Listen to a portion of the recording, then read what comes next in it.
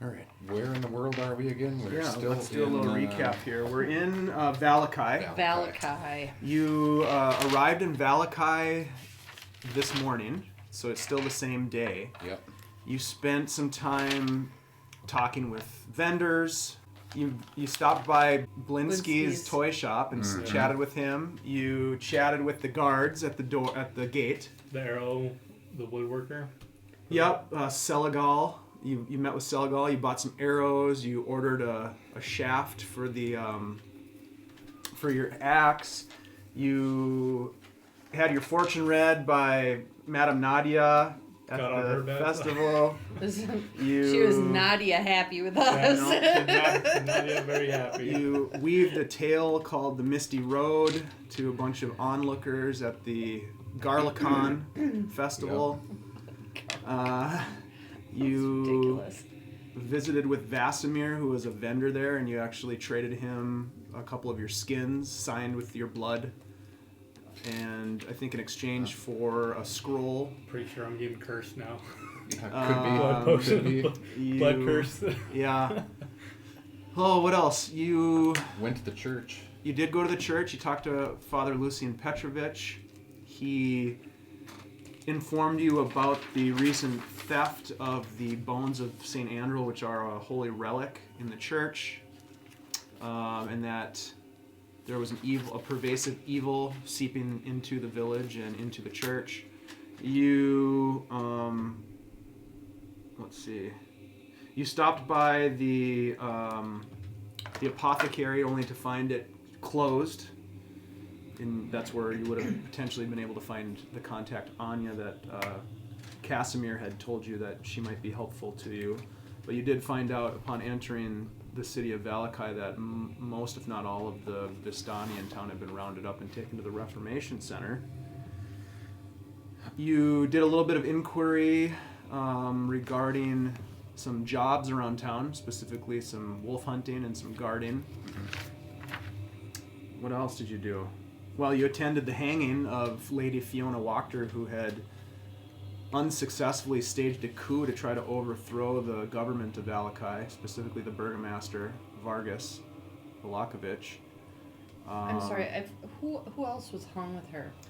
Well, Mara wouldn't know who they were, but there were two other people hung, two other men. Right. Mm-hmm. But you described them. You said one was bald and one was... One was a short, bald, kind of stout fellow, and the other was... And he was very upset. The other one was very stoic, kind of a tall fellow.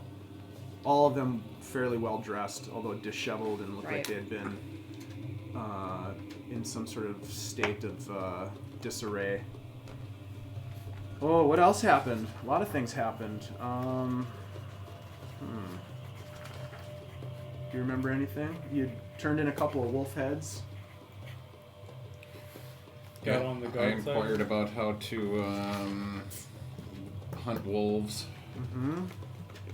Found a room. That's right, you stopped by the Blue Water Inn and secured yourself lodging. You got a lot done in a relatively short period of time. So right now it is early afternoon and you're just leaving. Where were you last? You're just leaving... Just the church, I think. Was it the church that you were at last? Yeah. Yeah. Okay. And we were going to go somewhere. I was going to go to the guards to try to go see what the list for that, I forgot what it's called. The Garlic Festival? No, where all the Vallaki people were getting sent. Or the Vistani. The Vistani. Yep. So there's you had mentioned at the end of the last session the interest in going to the guard barracks, the barracks of the guard, and then also the Reformation Center potentially. Right, But we were going to go to the barracks first to kind of see if we could... See a list and stuff right, like that. Mm-hmm. Right. So that's where we were headed. Okay. It was the barracks. Okay. Is there anything else you want to do on your way to the barracks before you get there? We're all up on food and water and everything like that, right? So we could conceivably, get out of town someday. Yeah, well, I mean, I've got rations. I think I've got 9 days rations on me, but... Yeah. And you still have some meat, wolf meat. We traded. That We was give it, room, yeah. I think. Right, but didn't you keep some back? Yeah, but they're gonna like prepare. it or They're gonna, something. they're gonna Paying for cure it. it. Yeah, you left Right. Less you all left the meat. 15 pounds with Danica to cure and prepare for rations, and you gave her in Another- exchange. You gave her the other 15 pounds for the room as well. Yep. Yep. So it was kind of a trade. Yeah. And you've got the only alcohol in like in Bavaria. in all of So it feels Barovia, like- yeah. I'm trying to Sure. see. Sure about to be very popular or this? I don't want to sneak right behind.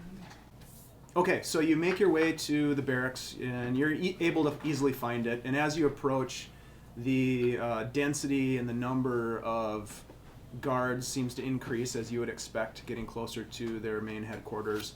And in front of you stands a 2-story brick building. There is a large wooden front door that greets you as you walk up the path towards it. There's also to the side an area that looks a bit like a training area, and there's a variety of soldiers that are sparring with each other, practicing different skills, and sort of, I guess, visiting with each other. are the barracks as you're facing the building, are the barracks to the left or the right of the building? The building in front of you is the door, and then off to the right is sort of this courtyard area. Right, okay. Yep, that's All right. enclosed, and and that's where you see some soldiers doing their thing. I'm not able to look up his name because it's still charging, but the guard that I give my silver dagger to, Is that Isaac? it's not No. Isaac. It's like Franz? Franz. It might be. So Yeah, because wasn't there a Franz and a Hans up in the front gate? There was just a Franz so far. Okay, Yeah. okay. You might be on the lookout for his pal. So I'll go up and ask, like, hey, how's it going, kind sir? Looking for Franz. You let him know that Marzen's here to retrieve the item that he was using. Yeah, sure. I can go see if I can find him for you. Hang on a bit. All right, thank you very much. Meanwhile, he leaves, and meanwhile, you're just kind of watching these soldiers spar, and some of them are sharpening weapons, some of them are packing packs, some of them are being deployed and marching out of the building, some are marching back in. It seems like there's a lot of activity for a relatively small town, I guess, security activity going on. Right. Are they, do they look organized? They, in what sense, I guess? Like, I mean, does it look like a bunch of ruffians that have collected to be soldiers, or do they look like actual soldiers? It looks like, well, roll a perception check.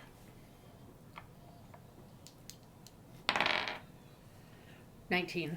Yeah, it looks like they are not ruffians, but they don't, not all of them and not many of them look like professional soldiers. Okay. They look like townsfolk that have been hired to They've be been soldiers. conscripted? Yeah, exactly.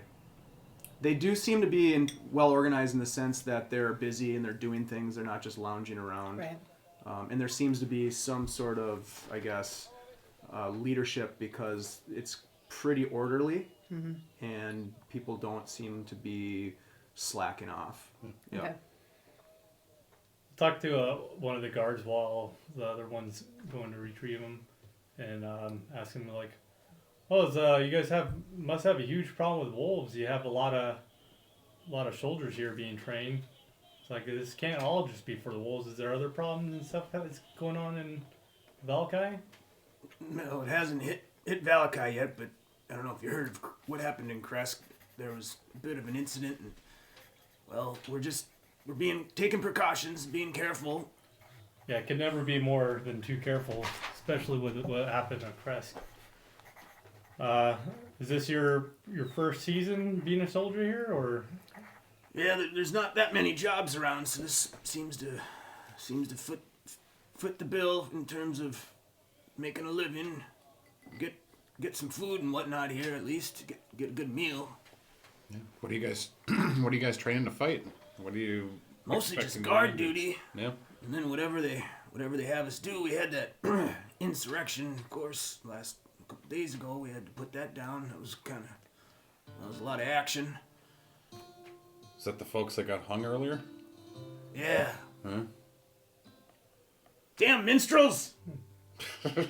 Who was the other two besides the lady that was up there? One of them was her chamberlain, a fella named Gustav. He worked for her in the house, the Wachter mansion.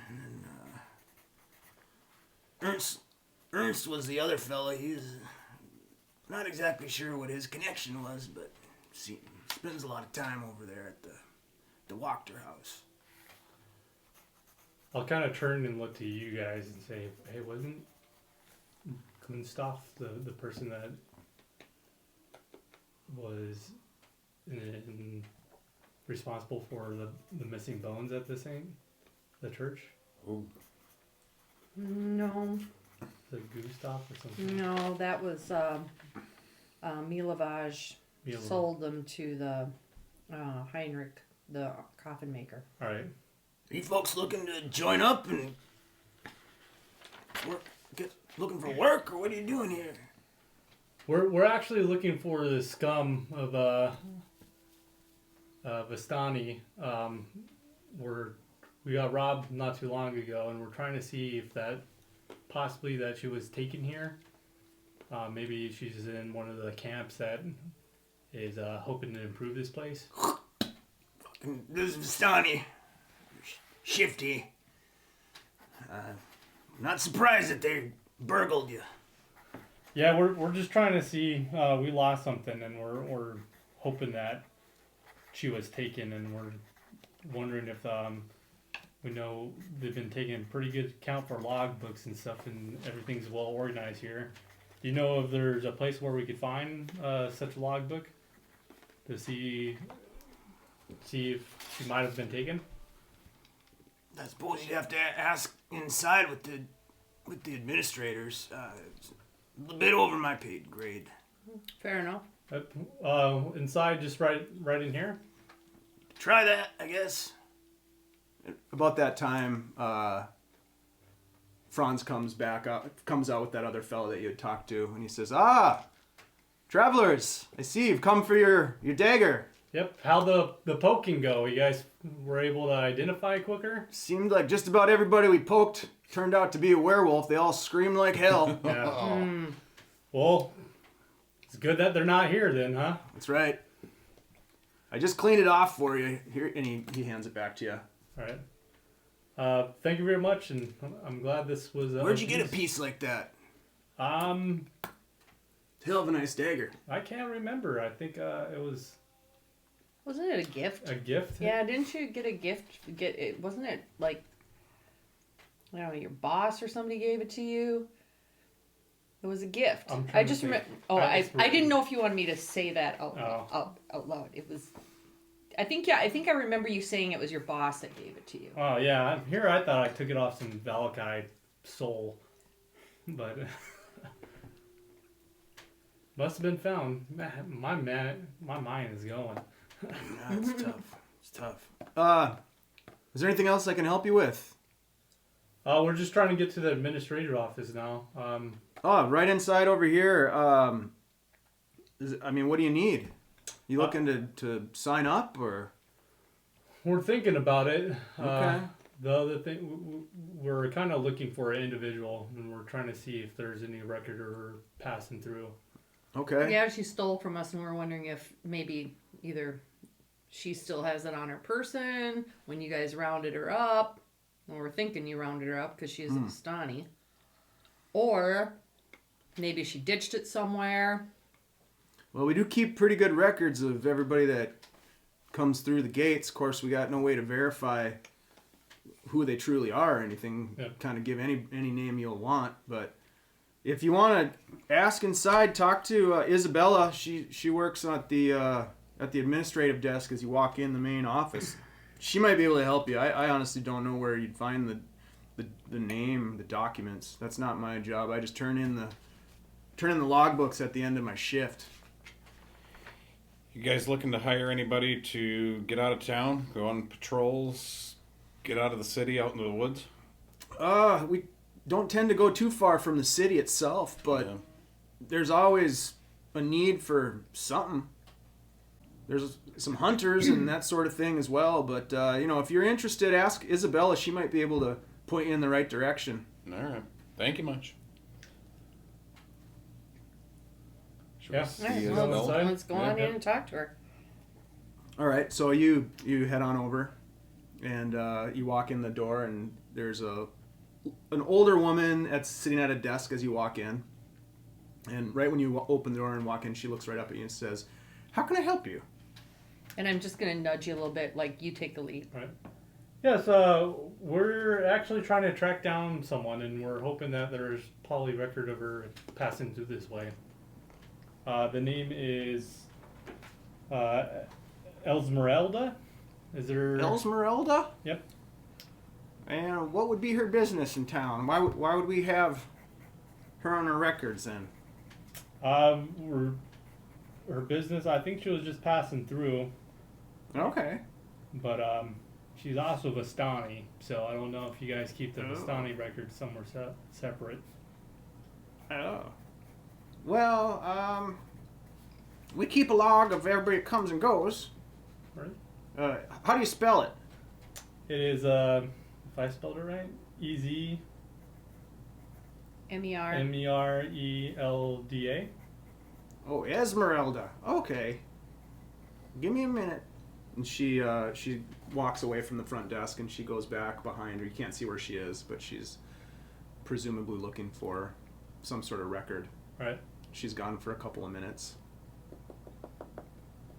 What else is in the room that's in here? Is it just like just a main office? Yeah, so it's an administrative office, very clean. There's 2 benches that form like an L shape right as you walk into the left.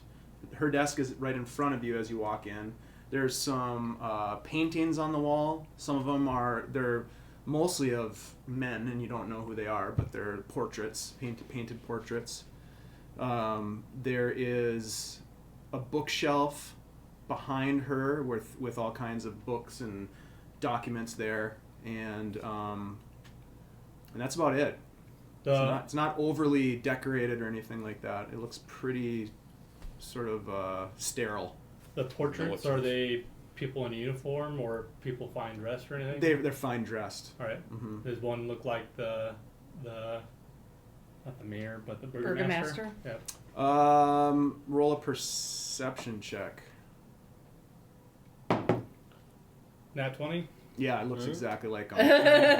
Actually, there's 3 paintings and all 3 of them look like him. All right.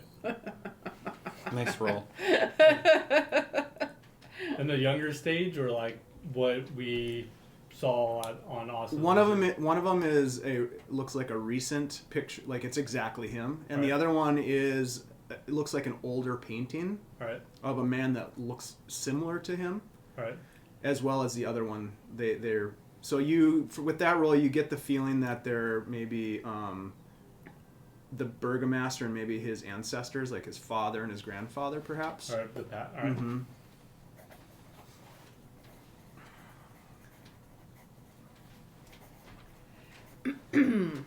Eventually, she comes back, unless you wanted to do something else while she's just gone. waiting. All right. Yep. So she comes back around and she says, "Any idea when she might have come through?" Probably about a week ago. Maybe 2. 2 weeks. Okay, give me a second here. She goes back. The last name, or before she goes back, last name is Davinier? Davinier, yeah. How do you spell that? I'll let you take this on. D''AVENIR. Yep. Okay. I think that's what it was. So she shuffles back again, and a couple more minutes pass, and she comes back on. She says, "We have no record of anyone by that name." Do you have a logs for the last 3 weeks? Has there been a lot of influx before all the people coming from Crest?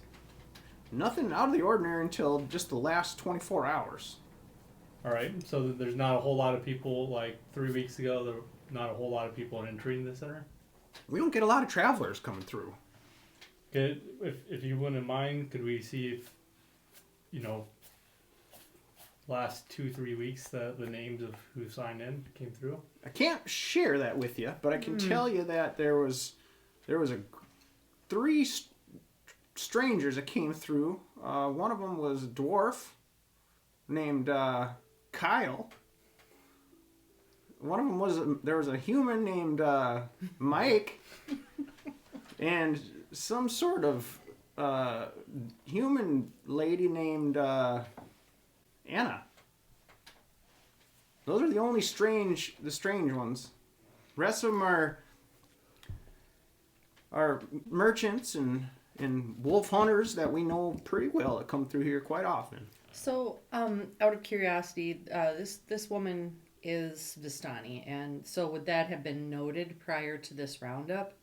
What somebody, Well, said we keep tabs on the Vistani in town. And... Well, the reason we ask, and I, apologize, we're not trying to, be cagey or anything, but she might have been using an alias. That's why we were thinking that maybe if we looked at the log, we could pick that out and maybe, know that's her, even though you don't have her right name. You know what I mean?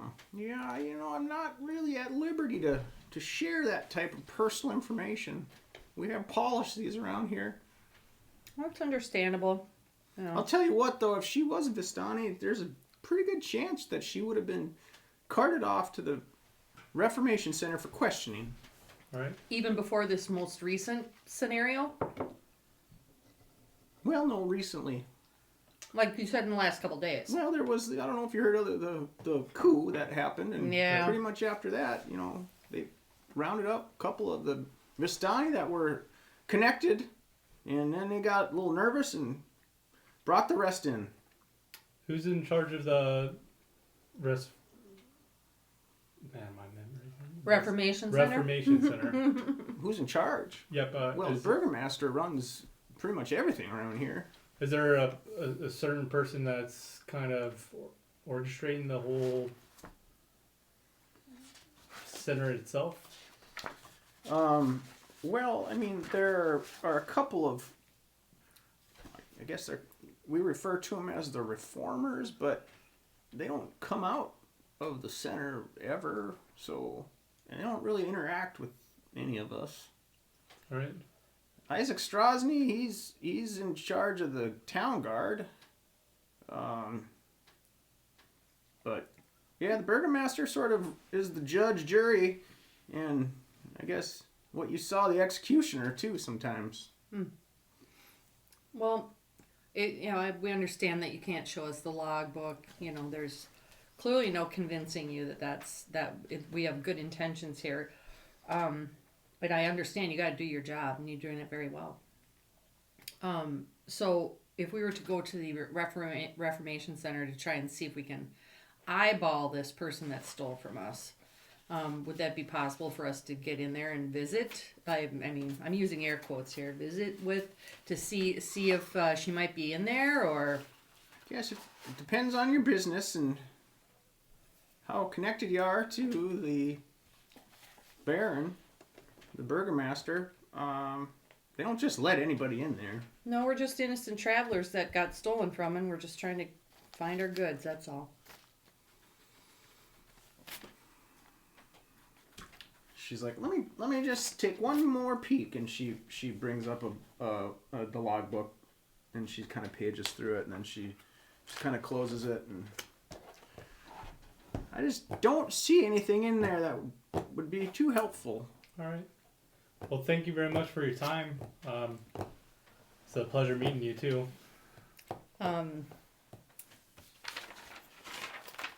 Yeah. Let's make our way over to the Reformation Center. All right. I wish you the best of luck. Well, thank finding you. your friend, but be careful. No, she's not our friend. That's the thing. So. All right, I'm ready to go. All right, let's rock. You guys, yeah? Let's go. Yeah. Let's go. Is there anything where you wanted to sign up for guard detail or anything? Oh, you're looking for a job. Yeah, but I don't want to stick around in town. I want to get out and move around. I might consider the wolf hunters. Good luck to you. Thank you. Make our way over. I think she could have been convinced. Convinced about. To show us that book, she brought it out. Yeah, but if the name wasn't there, I don't know who else to. Well, Esmeralda might have been using a different name. Yeah, how would we know which name though?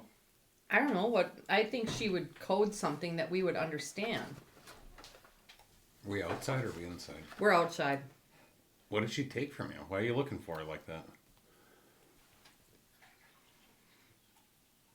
She's a friend. We're just trying to get in contact with her. Yeah, and we can't. The way they're being with the Vistani, we can't exactly say she's our friend, right? Yep. So the best option that we have is saying that we're looking for a different reason. What do you think?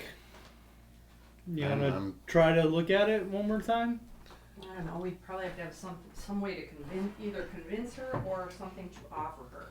Well, we could go to the Reformation Center and try our luck there, and then if we have no luck, we could always come back. That's fair. Let's do that. Oh, did you want to look for your friend too? My friend Thalomir? Yeah. Got a feeling he's not here. We could ask about him. All right. Well, can't hurt to ask. Walk back in real quick. Could. We got a backup plan to. We can't really lean on her too much in camp right here. I'm for the Yeah, let's go. Let's go to the Reformation Center. And is your friend also a ranger? Yeah.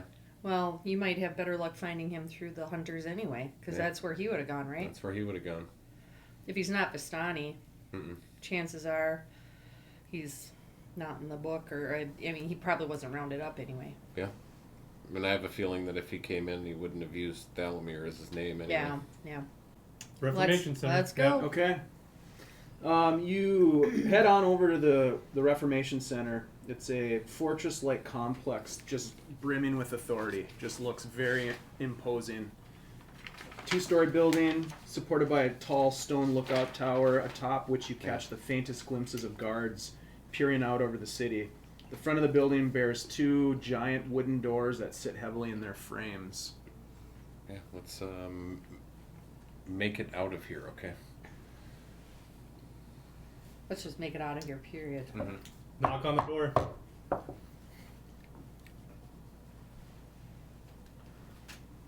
Any answer? No response. I'll give it one more knock. All of a sudden, there's a slat in about eye height that just slides open. How can I help you? State your business. Be quick about it. We are looking for a woman. She is stolen for us, and we are hoping that she is here being corrected. Are we able to see if she's here for herself? What's the name? The name is Esmeralda, but we think she's going by some type of alias. What alias could it be? Well, if we knew, it wouldn't be an alias. No, would it be? Esmeralda, you say? Yes. I suppose I could look if I had the time. Or a bit of coin. You know, time is money, my friend, and I'll toss him 5 silver. All right, give me a minute. And he's gone for a bit of time, and he comes back and he says, "No one by the name Esmeralda in here. You got anything more to go on than that?" We'll describe how she looks. I think we kind of knew in our place. What's her crime? Why would she be here? The crime that she's done to us is wrongdoing and stealing. The crime that she is here is because she is Vistani. If she wasn't here. Vistani, huh? All right, let me take another look. And he's gone for a couple minutes. He says, "We had an influx of Vistani in the last couple of days. Nobody by that name, though." Would it be possible for us to come see if she's here? Like, do a lineup. Oof, that's a tough sell. Not supposed to let anybody in this time of day. Do you have regular visiting hours? I mean, you could come back in the morning. There's going to be a whole series of trials in the morning. Another set of hangings in the afternoon. All right. Where would we come here to watch those trials, or is that held somewhere else? Yeah, come on. You'd come in this way. There's a courtroom inside. All right. We my dear friend, time is kind of the essence. One of the things that she's stolen from us, we are needing to find out if she is here or not, or we need to continue our search. Well, if she is here, we'd have all of her possessions. Yeah, in lockup. What are you looking for? Well, I'm afraid that she probably buried it somewhere instead. Is there we need to get the Is there truth something on that her. we could do to be able to come inside and take a look for ourselves? I'm really not supposed to let anybody in. Look, I don't want to get in trouble. You know, There's a set of rules here. I get it too, and I'm not trying to get you in trouble at all either. And so I do have something though that, you know, might make it a little bit worthwhile. Now we're good folk. We're not Vistani at all, and we're not here to do anything wrongdoing. We're just trying to see if she is here. In fact, I'm willing. I got a little something that might convince you a little bit. And I pop open a cork of my flask and kind of just put it over by the eye socket. Hold it up a little bit more. It's like, yes, this is seems like you guys are going through quite a dry spell here, and I tell you what, if you allow us in to check under your supervision, that way you know you feel comfortable about us too. I wouldn't mind parting with a little bit less of this. Roll a persuasion check. All right. 13. I can't do it, sir. I don't want to get in trouble with Isaac. Look, all right. Right after sunrise tomorrow morning is when we open up for the trials. All right. They start at sunrise. It's open to the public. You can come in, talk to whoever's on duty, and they might be able to get you access to look over some of the Vistani that we brought in the last couple days. We'll do that. I'll stop troubling you further, and I could see that you're true to your word and making sure you're guarding this place, and you're doing a well job of that. And we got a system. As you do. That's the beauty of this place, and it seems like that's why it's holding true. Well, I bid you a good day. All right. Well, fuck. Yeah, well, you know, we might be able to, you know, if we show up tomorrow morning, we can maybe figure out which one is Anya. I don't know what we'd do about it, but maybe if we can get a word with her, she would know something. And either that, or we could talk to the Burgomaster too, and see request an audience. Oh, good. And I could use this as a gift to hopefully grant us that audience. You're awesome. You're devious, and I love it. Let's do it. Let's find the Burgomaster's place. If we're gonna find her, it seems like everything's working against us. And Yeah. if we have a chance, this would be the best chance. Yeah, we might be able to pick up some additional information if we need it, that we might be able to use later too, so. All right. Let's go. It's very close to the Reformation Center. It's less than a block away. All right. So you make it over there pretty easily. It's starting to get into the evening now. Not past curfew yet? No, it's still light out. You arrive at the mansion. It has beautiful stone walls with ivy wrapping up the sides. Some of the plaster along the wall has started to fall away with age and a little bit of neglect, but it's a really nice home compared to everything that you've seen so far. The windows are obscured by drapes on the inside, so you can't really see inside the building. But there is a large double entrance door at the front of the mansion itself. As you start to walk up, the door opens and two middle-aged women exit, walking briskly past you. In their arms, they hold bouquets of flowers that look relatively fresh, and they kind of brush past you pretty quickly, not making eye contact. Is there like a butler or anything that comes up to? There's a big brass knocker on the front door, and you can use that if you want to knock on the door. Yep, softly, like noble, like not like a fucking smashing. Okay, so trying to. Sure. It takes some time, but the door eventually opens, and there is a woman there, and you recognize her to be the woman that was with the Burgomaster at the hanging earlier in the day. She has on a different outfit, a little bit more of a colorful outfit than she had on before. She was wearing black at the hanging, but now it's kind of a dark blue. She greets you and says, "Good day."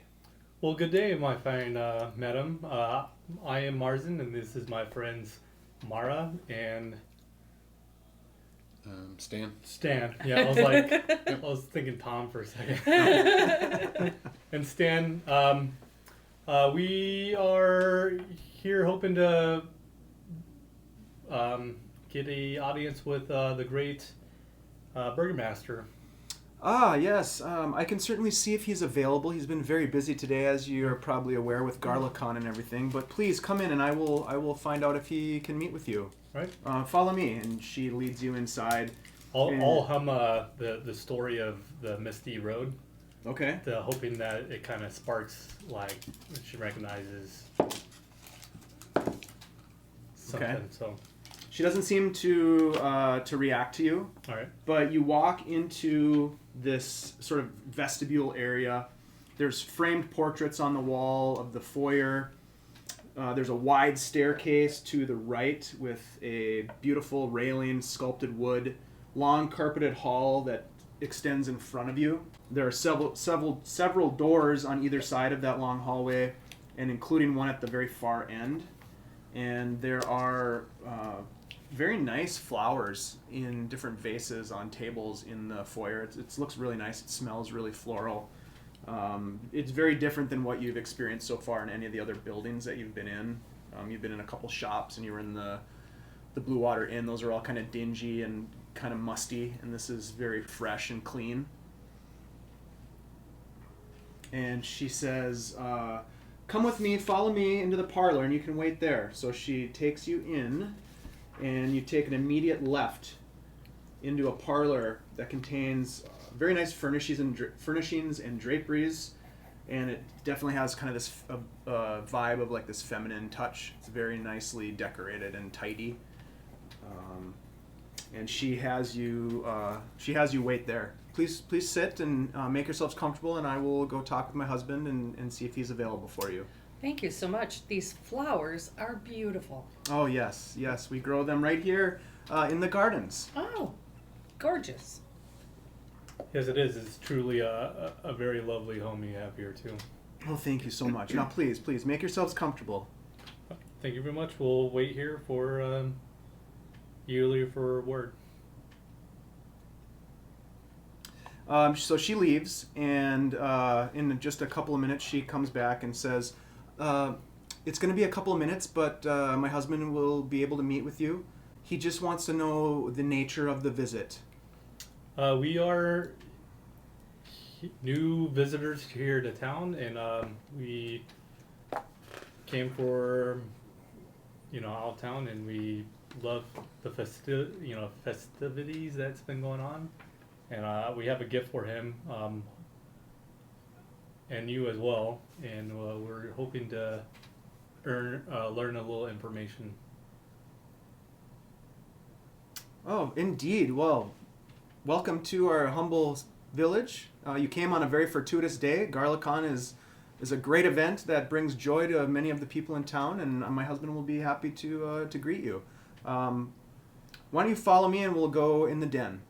Right. So she leads you back into the hallway, down the hall, and into the den. Same side of the hallway or a different It is side? on the opposite side of the Okay. hallway. It's the first door on the right Okay. down the hallway. There are a bunch of padded chairs and couches lining the walls. It's a very cozy, carpeted den. It smells of pipe smoke. And on the east wall is mounted the head of an angry-looking brown bear. That's probably something that you notice right away, is a pretty nice mount on the wall. Yes. She has you sit down again, and in just a couple of minutes, she also sits with you, and she's very polite and doesn't really say much. So you were kind of waiting there. Yeah, it's a heck of a bear. Ah, yes. Right from the woods, the Svalich woods nearby. Yeah. Or so I've been told. Is that you that tussled with the bear or somebody else? No, not me. It's been with the house for a long time. It's very old. Okay. You don't see many bears like that, apparently, in the woods anymore. No, it's a beauty. Yeah, too bad it seems like now these woods are just filled with wolves and other monstrosities that are running through this land. Wolves, werewolves, and Vistani. It's very dangerous out there. Mm-hmm. Yep. It's very, very lucky that these citizens are able to find shelter and peace in the city that you guys have here, and it's Yeah. really humble of. But it seems like you guys are all kind of hunkering down and just guarding the gates. Is there any folks that go out and like be proactive instead of all defensive all the time? Oh, sure. There's hunters, and some of the patrols go out, especially when we have trading missions to the nearby towns. Mm-hmm. But it's very dangerous. Many of the townsfolk never even leave the walls. Okay. It's very safe inside the walls. Yeah, but it's kind of dull. Oh, but with the festivals, I mean, really. Yeah, I mean, the festivals seem like that really brings some joy to the people. I mean, look at today. I'm winking at you, dude. Yeah. So as you're talking, you're making small talk with her, and all of a sudden the door opens to the den. The Burgomaster walks in. Now, how can I help you all, fine travelers? Welcome to Vallaki. Yes, it's very welcoming indeed. This was quite a bit of event that you had here today. Ah, yes, you've made it in time for the festivities. Mm-hmm. A wonderful celebration of freedom and safety and hope. Thank you for the hospitality in your city and in your home. Yep. Now, please tell me, where are you from? I'll be quite honest with you, sir. We are not from this realm, really. We've kind of gotten lost here. And we've learned that you're, really nice and humble man, and you take care of the people here. And we came to you kind of in search of a person that's here, too. Yes, the people depend on me as their leader to make sure that they are safe and to bring hope to the people in times of darkness. You say you're from a land beyond the mists? Yes, we come from a place called Waterdeep. Ah, yes. It's coming back to me now. You must be Mara. I am, yes. And Stan. I'm Marzen. And then you must be Stan. I am Yes. Stan. I was told that you arrived at the gates just this morning. Yes, we did. We do keep pretty good tabs on the comings and goings in our town, as you can imagine. And 3 travelers that no one's ever met before, well, that sort of puts the red flags up a little bit. Fair enough. I mean, if I was in your shoes, I'd feel the same way. Indeed. We like to know what's happening in our town. So I ask you now to tell me a little bit about why you're here. We are actually looking for a woman. We know her by the name of Esmeralda. She's also not of this realm, and we heard information that she was possibly here about 2 weeks ago. Has there been anybody that's been on the logbook or anything up to this point? Besides us and the 3 strangers that we heard of, this Mike, Kyle, and Anna. Yes. How do you know them? We went to the administrative office, and we were asking this very nice woman there, and she gave us some information. strictly by the books. She was not going to. You should be proud of her. She was very much a very stick to the rules, and that's part of the reason why we're here, because we've talked to your folks. They're clearly very well trained, and it was suggested that if we had a conversation with you, you might see that we're not trying to pull anything, that we've got a genuine concern and trying to locate this Esmeralda. Yes, the three that you speak of left town rather abruptly prior to a bit of an incident that we had. The loose end of which we tied up, if you will, this afternoon. He winks.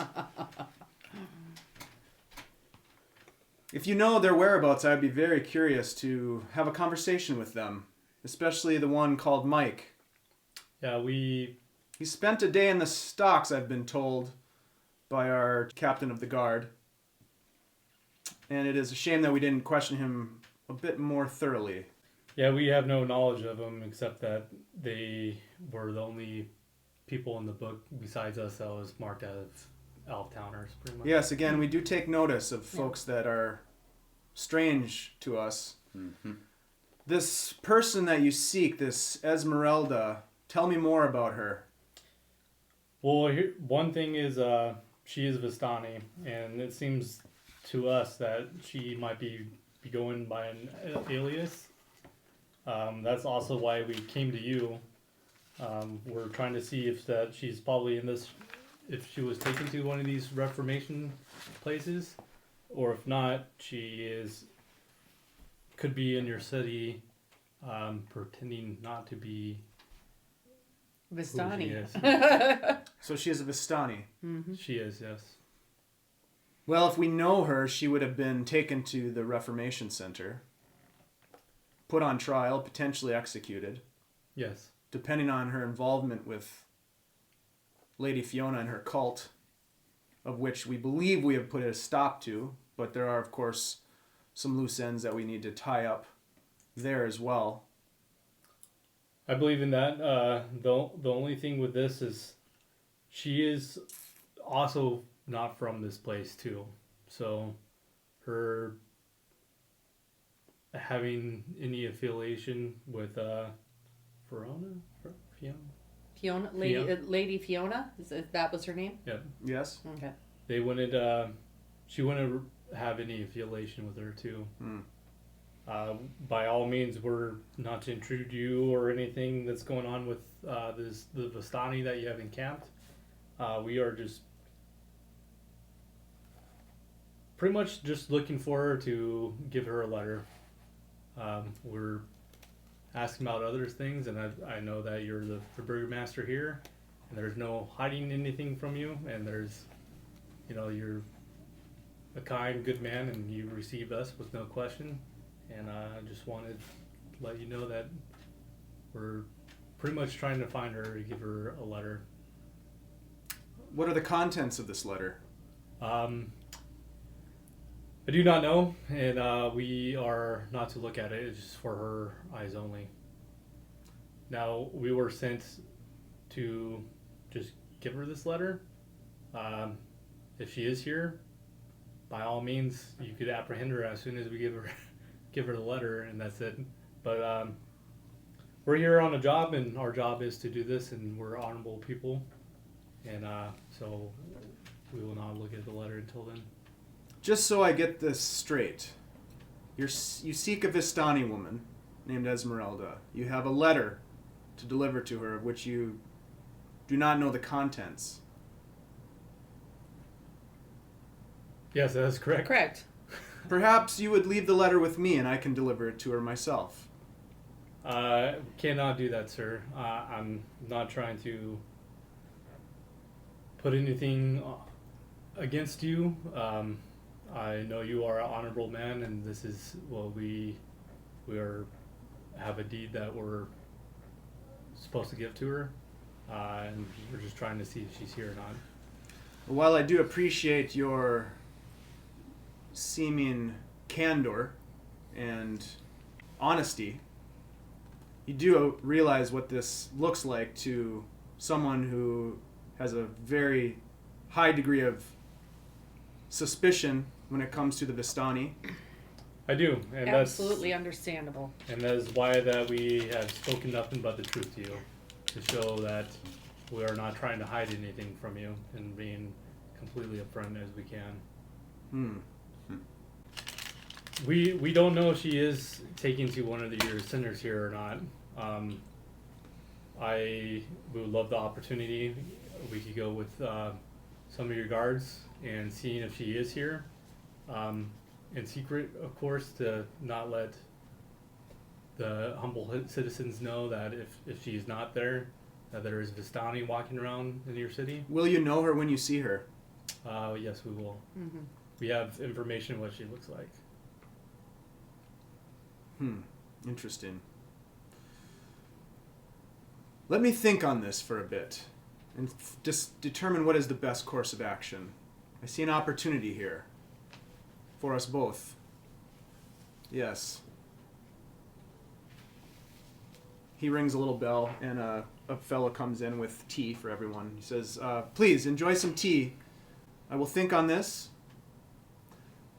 You can meet me at the Reformation Center in the morning.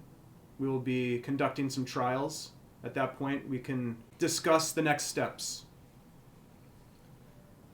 Thank you very much for receiving us and for understanding, even though how suspicious this looks. I do have a gift for you, and your kindness that you have shown us and your understanding of our situation. I kind of hand him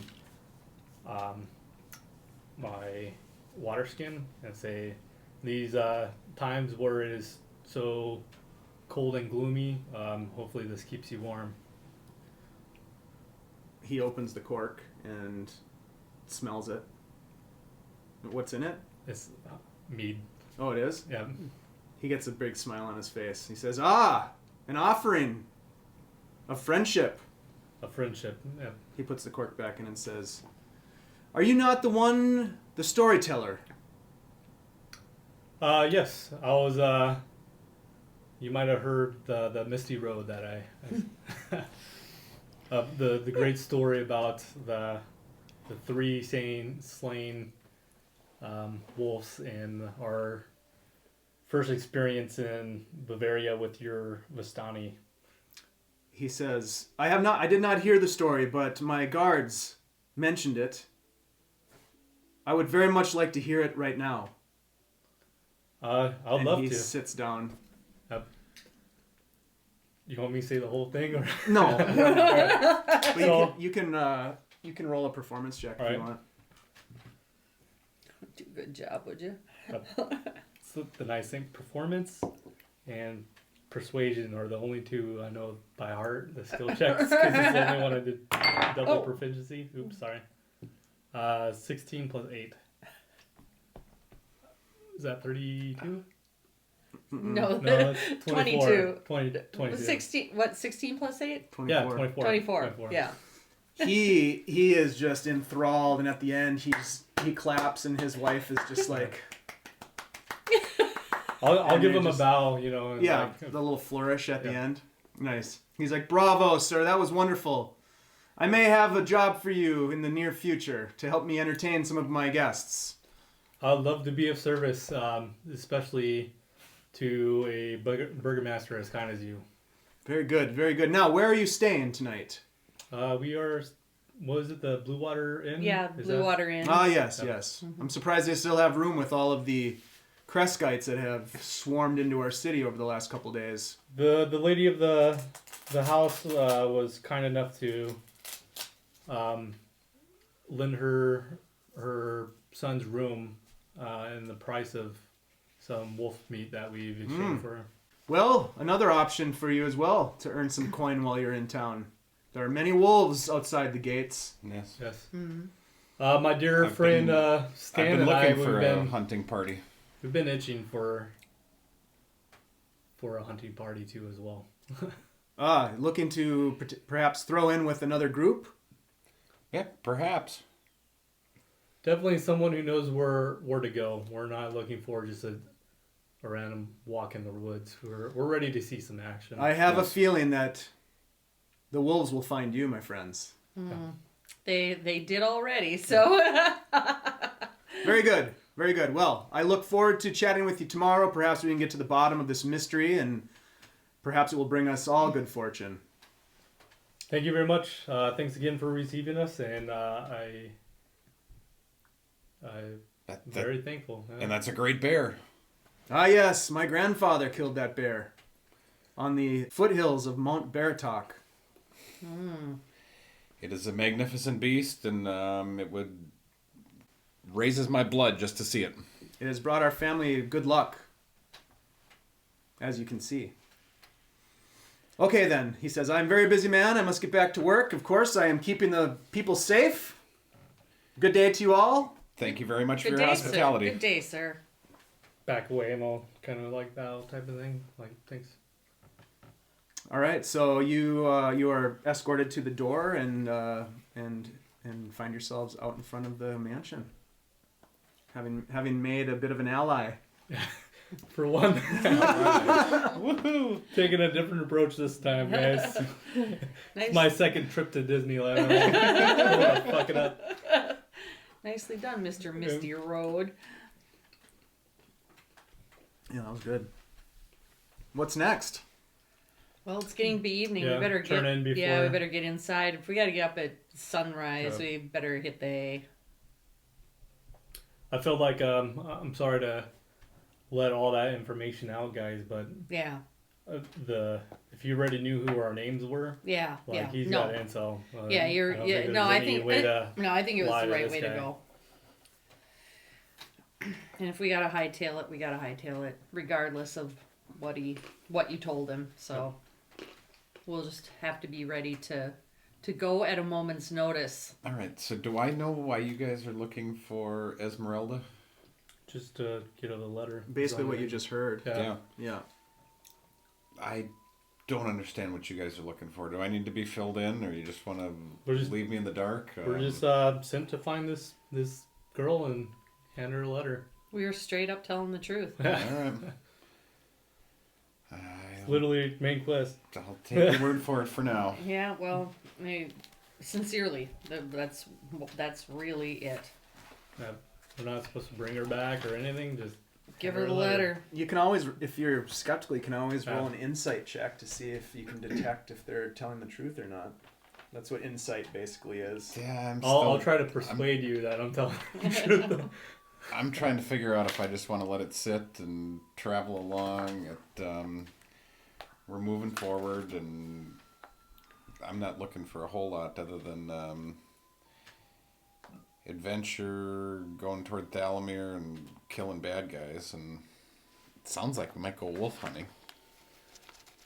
Yeah, as you're standing out in front of the mansion talking, you can see that it must be a change of the guard, because there's guards leaving the barracks heading out to the walls, and other guards coming back, so there must be some sort of a changeover. Closer into the center of town, things are starting to wind down for the evening, given the curfew and everything. But there's still sunlight out right now. It's not past sundown yet. So there's curfew in town, huh? So yeah, we were told not to. No one could be out after dusk. Yeah, something like that. Mm-hmm. After dark, yeah. Or done. In the city, yeah. I mean, that's just one of the rules inside the city. You want to go for a night out? We can see if there's any parties. Yep. Yeah, I mean, we haven't really... Yeah, we've been moving around and everything, but there's been no action. I haven't even found anything to shoot at yet. Go Blue Water and see if there's any hunting parties going on. Yeah. I'm well rested. I mean, we just gotta meet the Burgomaster in the morning. Yeah. Well, I'm well rested too, but I know what almost happened to me out there before, and I want to see I want to live to see another day. Oh, but it's not like we're going out alone. We're gonna go with a hunting party. Yeah. So these guys are kind of Supposed to be part of the pros. hunting party is they're prepared for. Well, you go ahead. Maybe the Blue Water Inn is a good place to launch from. Let's go to the Blue Water and see if we could find some hunters. Okay. So you head back to the Blue Water Inn, Yep. and it's just packed with people. No revelry or what you would expect from a normal tavern type of experience. There's people that are there doing things and interacting with each other, but it's just not. Nobody's drinking. There's no booze in the place, so it's sort of weird. Looking for somebody to go hunting with? Is that what the plan is? I don't know. It's one option. Guards seem like they're all guarding, and I don't really know if I want to stand on the wall all night. Is there a bartender? Is there a host? Is there a... Yeah, Danica's there. Danica? Yeah, you met her earlier in the day. Alright, I'll go over and talk to Danica. Okay. Danica, is there any action in town or outside the wall? Anybody going hunting? Anybody going shooting? Yeah, there'll be some wolf hunters going out this evening, I'm sure of it. I'm a little skeptical. I want to go wolf hunting, but I don't want to go with a bunch of amateurs. Who's the best? Are there any professionals? Well, all of them get paid if they bring home wolves. I mean, Yeah. there's a bounty on wolves' heads, so that's part of the motivation. A lot of people are buying the meat right now and trying to, stock up with their supplies of food. Who brings in the most meat? Who brings in the most? Probably Anton. No. And where is he? Have you seen him recently? I haven't seen him, but I know Yevgeny and Soldar. They're heading out in just a couple of minutes, it looks like. They're getting ready anyways. She kind of gestures over, and there's two guys by the door. They have pretty heavy overcoats that are made of wolf skins, and they're getting their gear together. They've got bows and short swords. And How much they usually bring in an evening? well, it depends on what they find. I mean, it varies quite a bit. It'd be hard to say. Most of the guys that go out with them usually come back. They've been around for a while. Yeah. Well, Stan, it's your chance. Do you want to get going or not? You guys want to go with me? I'll go with you. Yeah. I think what I'll do is go over to the church, see if he needs any help over there, and maybe I can glean some information. And if we do take too long and not get back in time, at least then you could meet with the Burgomaster too in the morning. You want to give me that letter? If you don't come back, I should have it. Yeah, I'll give it to you. All right. Yep. All right, I'll put it in my. I got suspicious for a second. I was like, wait a second, Yeah. we're on the same team here. Yeah. I'm gonna tuck it right down with my dagger. It's like you're like, hey, give you a letter. I was like, my precious. Get a little. Wait. If you come back, you'll get it back. Yeah. I would rather not have it on my No, person. that's fine. All right. But the only thing that makes me nervous and apprehensive about this is my sense of direction is all off with this damn mist, and it's a strange land, and it's not that I'm chicken. It's just that I'm a little cautious because this is a strange place. Well, you could check footprints, right, for footsteps and stuff. Yeah. When you lost, we could just. It's so mildewy and musky outside here. It should be pretty easy to follow our tracks back. All right. Want to go see what wolves are up to? Hell yeah. All right. Come back alive, guys. Yep, I need another story to tell for All right, so what were their names again? Yevgeny and Soldar. Soldar. Soldar. And And they're just about heading out the door. All right, so I catch up with them. Hey, men. Yeah. Yeah. Hey, I hear you're going out hunting. Need any more men? Sure. We always could use another bow. Yeah, I'm interested to throw in with you and see Any- what's going on out past the any wall. good with that thing? Yeah, I'm pretty good with this thing. All I right. can hit most of what I'm aiming at. Yep. What about you? I am decent too. I was like, I didn't get this for nothing, and kind of showing wolf pelt the one that I still have. Oh yeah, you're that guy. I found one dead on the road. Don't let anyone tell you, definitely. Yeah, we thought your story was bullshit, but it was a good story. Yeah. Well, I'm looking to add to it, too, about how Sober and Vester... Yvegni lost their minds. There's a tradition in Dungeons and Dragons of just slaughtering the names. Always forgetting the names. Yep. What's in it for us? What's our rate? We shoot wolves. What do we get? Well, we'll get the bounty for the heads, and we'll split that 4 ways. It looks like. No, I'm thinking more 60-40. You only want 40%. That's fine. 60 us, 40 you. What we're bringing with you is going to be legendary recognition, too. It's like you heard all the commotion storyteller of the Misty Road, right? It's like, I'm about to make you to legend. Sounds like a pain in the ass to me. We like to fly under the radar. Right, Zoldar? And he just kind of nods. He hasn't said a thing yet. Right. Well, just thinking of this as a future prophet, too. You're going to have everybody and their sister signing up to go on the hunt with you after today. That sounds like a pain in the ass, too. Well, exactly. That's why you charge them twice as much, and you pull that much more profit. All right.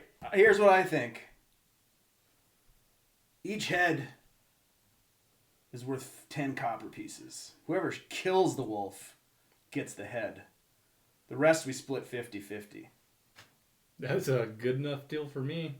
As long as you guys are fine with coming back empty-headed.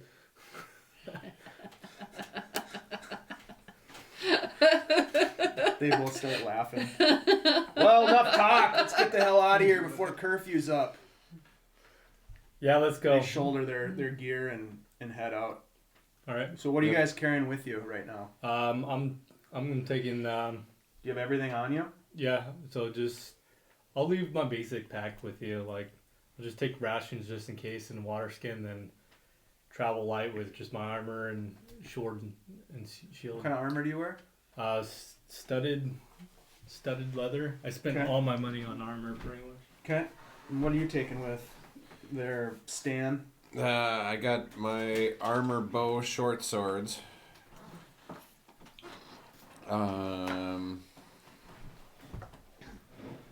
Oh, and my knife too. I almost missed that part. Yeah, you should probably bring that. The silver knife, yeah. And I'm going to leave it doesn't look like our room has been messed with, so I'm going to leave your pack in the room because if I bring it with me to the church, there's a lot of people over there who are pretty desperate. I don't want to have to get in a situation, if that's all right with you. Yeah, that's fine. All There's right. not a whole lot anyways that's in the pack. Yeah, I kind of figured. A couple horns, some drums. Lordy, Ooh, I'm totally going to bring my hunting trap with me. Okay. And Yeah, it's just a scholar's pack, so it's like ink, quill, and crap. water and one set of rations on me. I'll leave my pack in the room with his. Oh, I should probably bring some torches too. 2 torches. Okay. Sounds good. You quickly make your way through the streets out to the gate. And one of them says, this is the Sunset Gate. We're going to head out into the woods just to northwest of town here. We got a spot out there. We've been seeing a lot of wolf activity out there. Yeah. Be quiet. Keep your eyes and ears open. Follow us. We need to talk to the guards, ask them to let us in if... We'll be back in the morning. Yeah.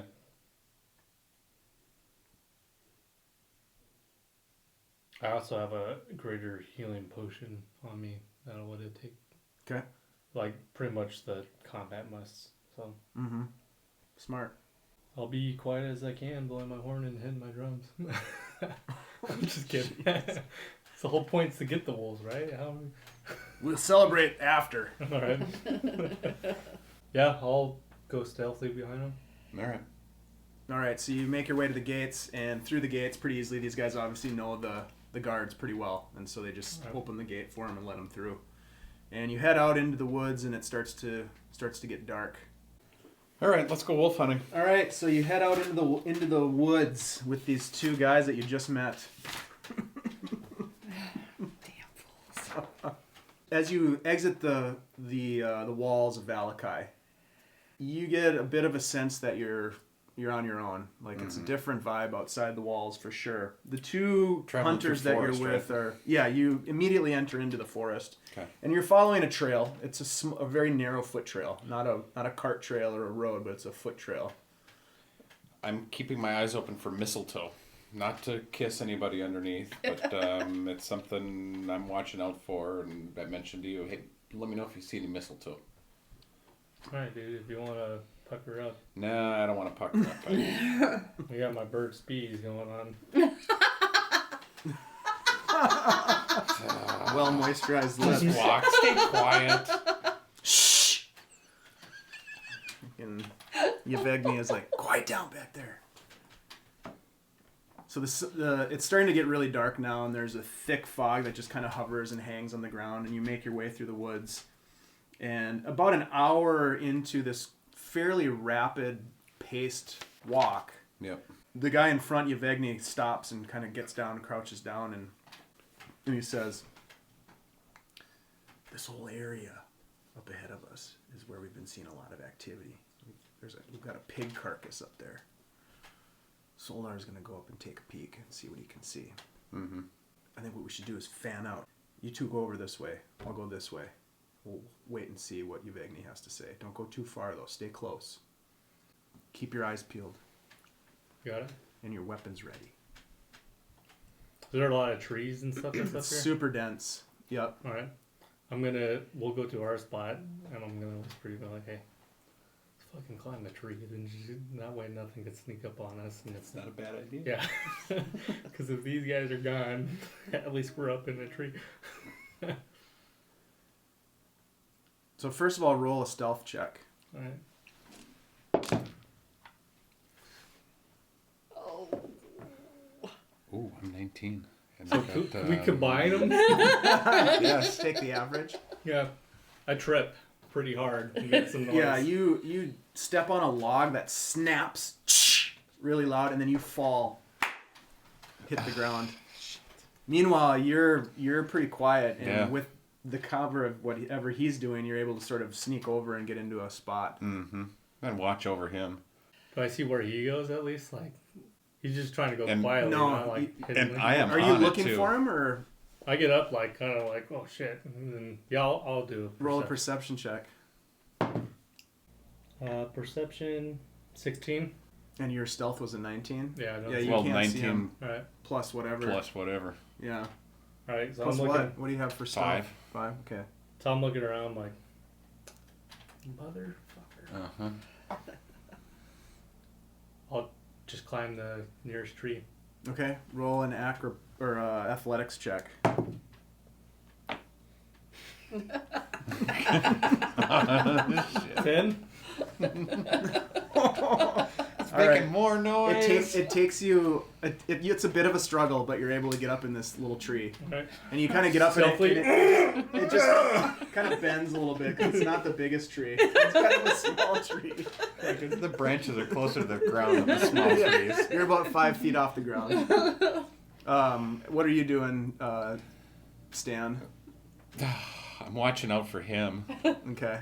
Are you staying on the ground? I got natural explorer things going where, as a ranger, I got moving stealthily, tracking other creatures. You can also learn the exact number, size, and how long ago they passed through, so I'm looking for tracks. Okay.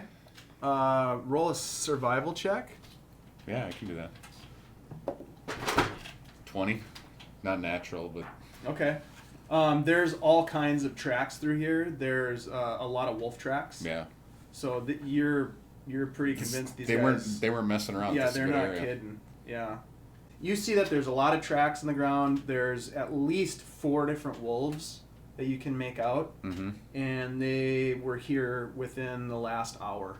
Okay. These guys, you're pretty convinced these guys know what they're talking about.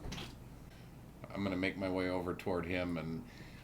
What the fuck are you doing? Are you okay over there or what? Yeah, we're trying to find wolves, right? You gotta make noise. Yeah, but we're not gonna scare them away. We don't want them to eat us. We want to shoot them. All right, let's get back to the spot. All right, so roll another stealth check. God. One better than Stan. the other. Stan, how about you? What are we looking at? Stealth? Yep. 7. Okay.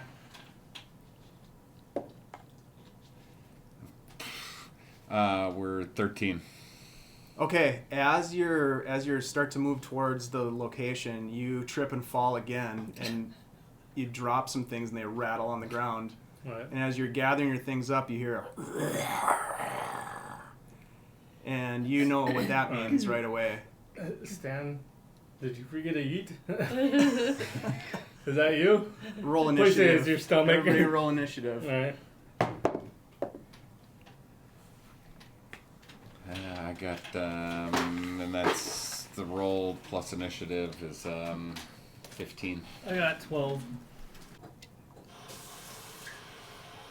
All right, so Stan, you hear the growl and you turn to look and you see a very large wolf, which you know to be not a wolf but a dire wolf.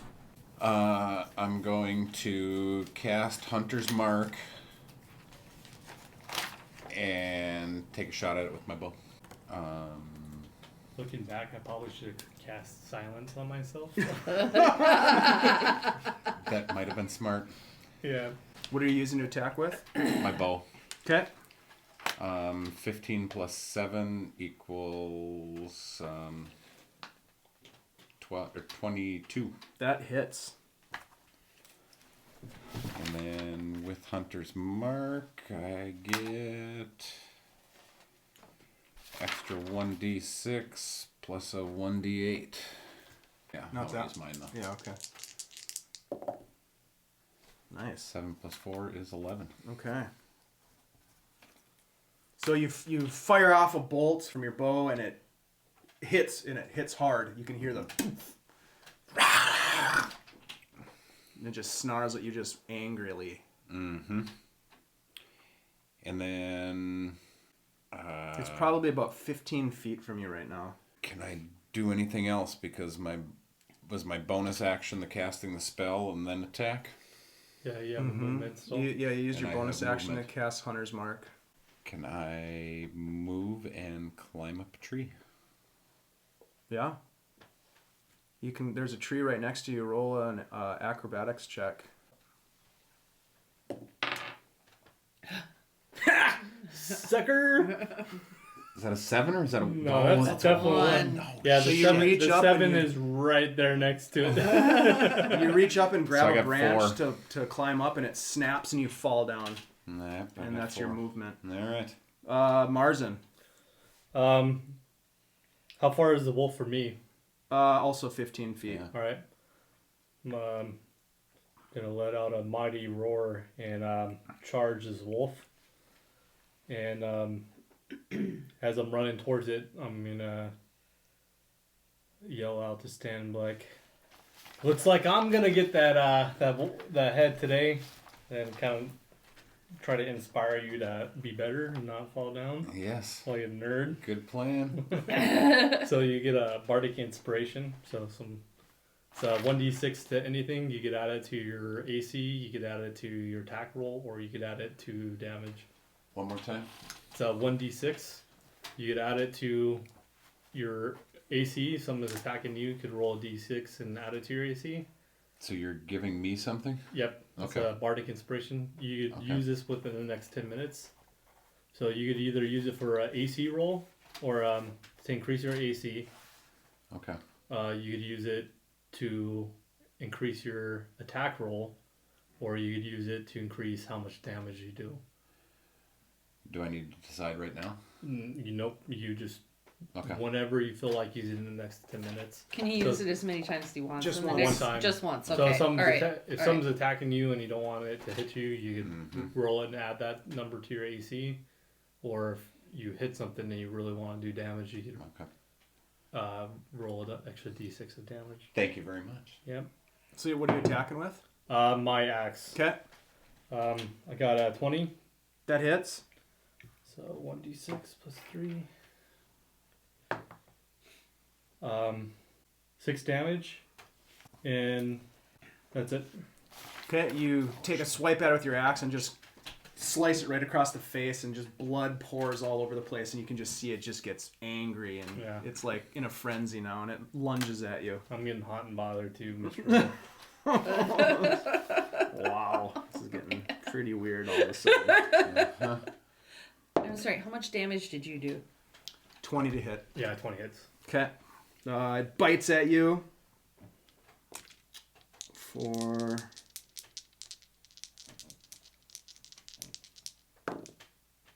11 points of piercing damage, and I need a strength saving throw. 16. That's a save. So it jumps on you and it bites you. It tries to put its weight on you to knock you down, and you shrug away from it. All right. That brings us back to Stan. I'm going to shoot another arrow at it. 16 plus 7 is 23. That hits. You still have Hunter's Mark on it. I still have Hunter's Mark on it. Can I still do Colossus Slayer on it? What does that mean? That is... A beast. You gotta do... It's already taken damage. If it's already taken damage, it gets another 1d6. Yep, and you also have Bardic Inspiration. So you don't have to use the Bardic Inspiration, but you could. You do massive damage to it. So you've got your damage from your weapon, plus your Hunter's Mark, plus your Colossus Slayer. So roll all that. Yeah. And then if you want, Colossus you can add... Slayer is... which die is that? 1d8. That's this one. And then you're going to add... Do you want to add the Bardic Inspiration? You want to save it? I think I'm going to save it because I have faith that this is going to do it. Okay. 8 plus 4 is 12, plus 5 is 17 damage. Wow. Huge hit. I have plus 3 on the longbow. Yeah, so you add plus 1d8 pierce plus 3. So you add that to your total damage output. All right. So 8 plus 4 is 12, plus 5 is 17, plus 3 is 20. It goes down. It goes down. Yeah. Good. Swack. Yep. All of a sudden, it just stops dead in its tracks. Can I use a reaction real quick as it's falling down? Sure. To smack it, that way I was the last hit. I think I grab your arm as you go to smack it and say, no, it's done. As a reaction to the wolf falling down, I'm going to tackle it to act like you knocked it like unconscious a little bit, but really it was my killing, bro. So you're trying to deceive him? Roll a deception check. All right. And roll an insight check. Stan.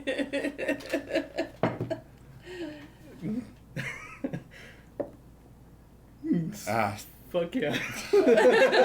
4 on insight. I got a 24. Nice. So it seems like he gave the killing blow. Fucking Marzen.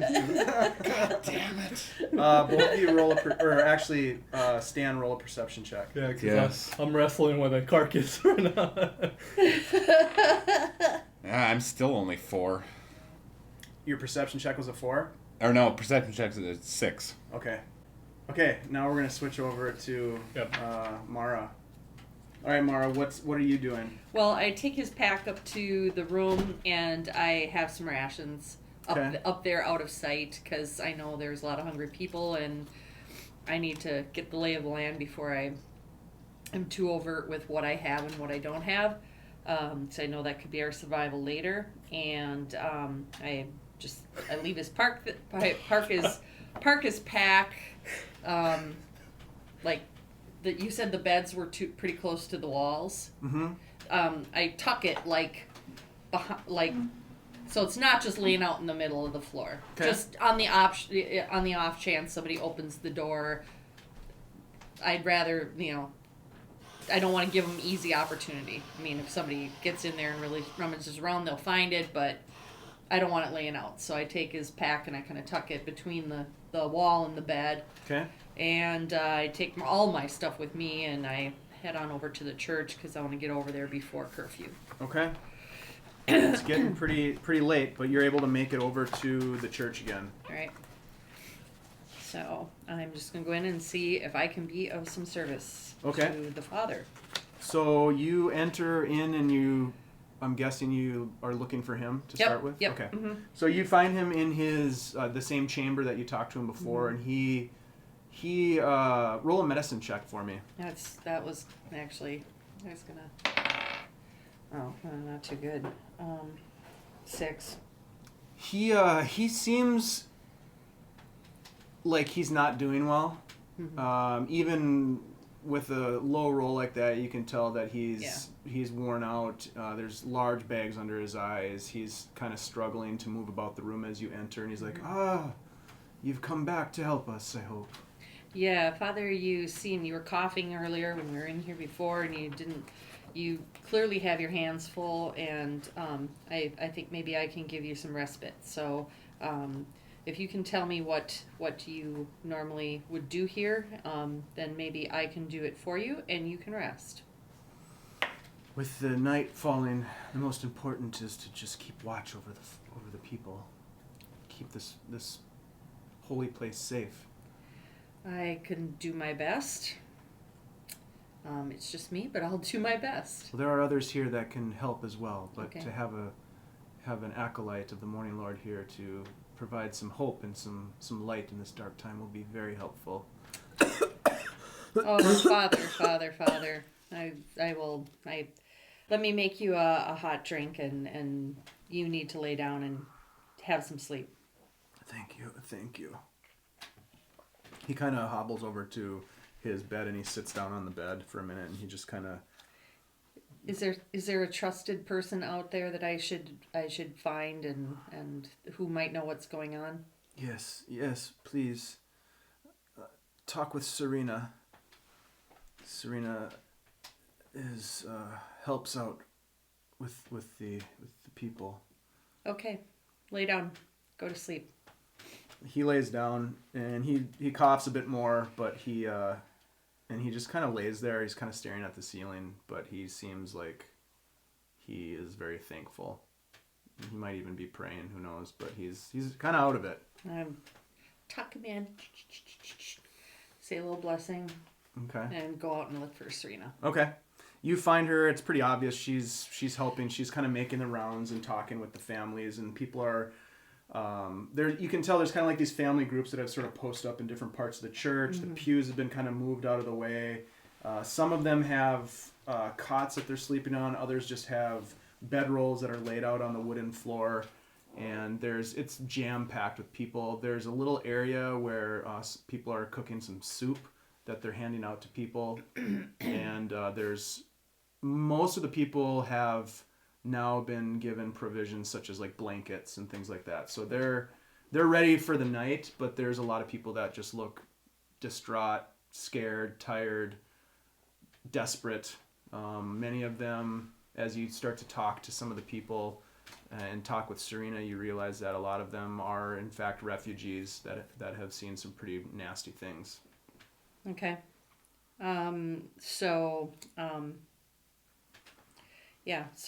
Serena, I've put the father to bed. I'm sorry, I'm Mara. I'm Mara Brightwood. A pleasure to meet you. Thank you so much for your help. And I don't know how much or what I can do to help, but I am here to help. So, if you can help to just reassure the people that everything is going to be okay, that would lend quite a bit of help. Okay. Good people. My name is Mara. I am here to help Serena. Just know that although it's dark outside, we have the light within us and the light within here, and we have each other. So please take a deep breath and we'll pray for a little bit, and then perhaps that will give you good sleep. So you lead them in a prayer? Yep. So if you'd like to, you can roll a religion check. Religion check. Yes. Oh. I'm out of practice, apparently. 6. You haven't done a lot of this type of thing before. Yeah. So, and it's kind of a tense situation, so I'm sure that's a bit of intimidation. Plus, you don't know any of these people, but you kind of noodle around the prayer, sort of trying to do the best you can to inspire these people to be calm and to be hopeful. And you feel a little unsure about the whole delivery part of it, but you still go through with it and you do the best that you can. And some of the people seem to be paying attention and others don't, but you do the best that you can. And afterwards, Serena says, "Thank you for saying those kind words. I will be trying to stay up for part of the night to keep a watch. Milovaj will also be here to help with some of the watch as well." Oh, which one is Milovaj? Right here. Milovaj, come. And he comes over and says, "Yes, Serena. Oh, hello." And he kind of reaches out his hand to shake your hand. Hi, Milovaj. My name is Mara. As you can see, I'm an acolyte of the light, and I'm here to help in whatever way I can. Thank you for coming. Who's going to take the first watch? Serena says, "I can take the first watch. Okay. If you'd like to stay up with me, that's great. Otherwise, yeah, I'll stay up for a little bit. I'm not tired. I'll sit up with you for a while, and if I'm more awake than you, maybe because you've been working hard, maybe you can take a little nap." That sounds great. So the two of you take the first watch as some of the candles are snuffed out in the church, so people can start to sleep and sort of wind down. Some of the families are just chatting quietly and finishing up some of their food. Others are starting to drift off to sleep. They've had a long day. It's a long walk from Kresk. So, Serena, are you from this area? Are you from Vallaki? Yes. Grew up in Vallaki. I've lived here my whole life. Oh, and so you're is she visibly wearing any kind of garb that's relates her to the church, or not like vestments, yeah. But she has very very clean, plain, sort of not really like a nun's habit, but sort of along that line. So how did you find yourself involved with the church?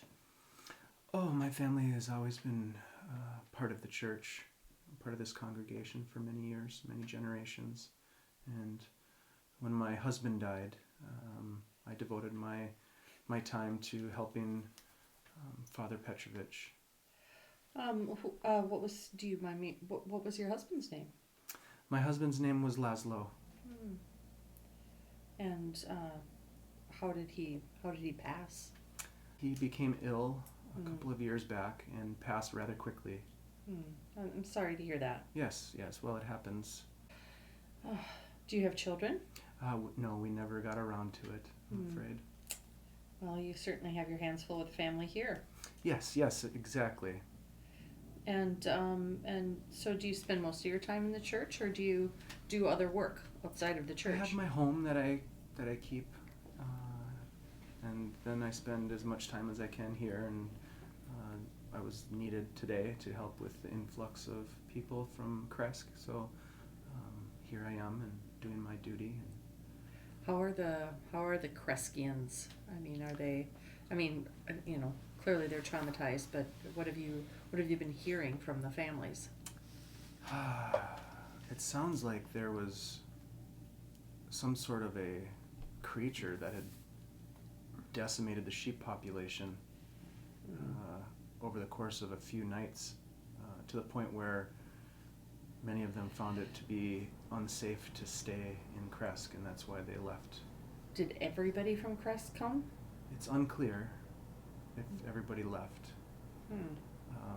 There is an abbey in Kresk, the Abbey of St. Markovia, and there are some folks that apparently live there. I've not been there myself, but someone named the abbot. The abbot does not appear to be here. So I assume that some people have stayed possibly with the abbot. Well, I've been an acolyte of the Morning Lord for my whole life. I was raised in the church, so this is all I know. And if I can help, I will help, and that's really all I can do. Your help is greatly appreciated and desperately needed in these times. Thank you so much. Oh, you're welcome. Nothing, it's nothing that I shouldn't be doing. So why don't you take a rest as well? Very well, thank you so much. Mm-hmm. So she kind of lays down, hunkers down in a little spot that she has carved out on the side, and she falls asleep rather quickly. Well, we're going to shift back to your situation for a minute. Mm-hmm. What was your perception roll? A 6? Yeah. So you don't notice anything until you feel a hand on your shoulder from behind, and when you slowly turn your head to look, and it is Yevgeny, and he stands and says, "Nice shots. Looks like your friend got the final kill, though." And I still feel quite skeptical because I feel that I hit that wolf hard. Well, look sharp. There's more than one in these woods. And he walks past you towards where you are, I guess, cuddled up with this wolf. Fucking butchering it. Yes. Like, ah! I shift Hunter's Mark from the wolf over to you. Alright. I'll paint some blood on my face. Oh, jeez. Nice story you got there. That was my kill. Was it? I have a feeling you're laying it on pretty thick there, don't you think? It's like, but we have more still to this day, sounds like. We have more to this day. Look sharp. Quit bumbling around like a fool and be a hunter.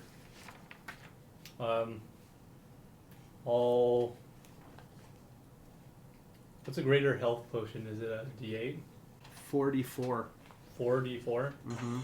Alright, I'll just do cure wounds on myself. Okay. And I'll cast it. And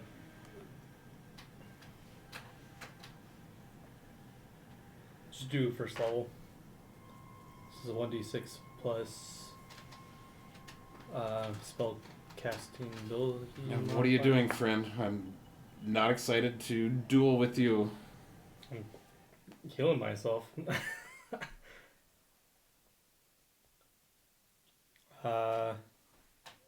11 health points, so I'm back to full health.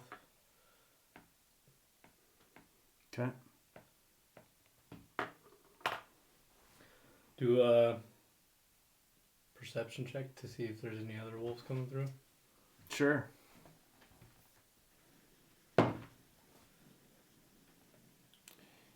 And 10. I believe Yevgeny, by the tracks and things that we had seen earlier, that there's others around. Yeah, Yevgeny, you see him sort of creeping up, and so the four of you are standing there as you're butchering the wolf, and you look around and you don't hear or see anything, but you're kind of in the heat of the moment. All right. And full of wolf blood. Yeah. Yeah, dude, I'm like painting it on my. Yes. So you said you guys think there's a couple more? I believe there's a couple more. So I'm looking at the other two hunters and you and saying, what's the plan? We're going to try to get the rest? Be nice to get all four of them if we can. Yeah. There's 4 more left? There's 4 total, I believe. At least there were when we scouted it out yesterday. Are we going to wait for the others to return or cause some type of commotion to get them to retreat? Seems like you were doing a good job with the commotion earlier. Mm-hmm. Why don't you walk out that way a little bit, and we'll walk this way. I'll cover you. I got my trusty horn with me. We could climb in the trees and wait for them next to come. If we're gonna do it, I think we need to do it quick because they're probably on their way back. How about if you stay down here and we'll climb up in the trees? I'm gonna start climbing. Well, up the yeah. tree. Well, you guys are talking. The other 2 hunters like quickly move into the woods and disappear. Later on. Start climbing up the tree. Okay, roll another athletics check.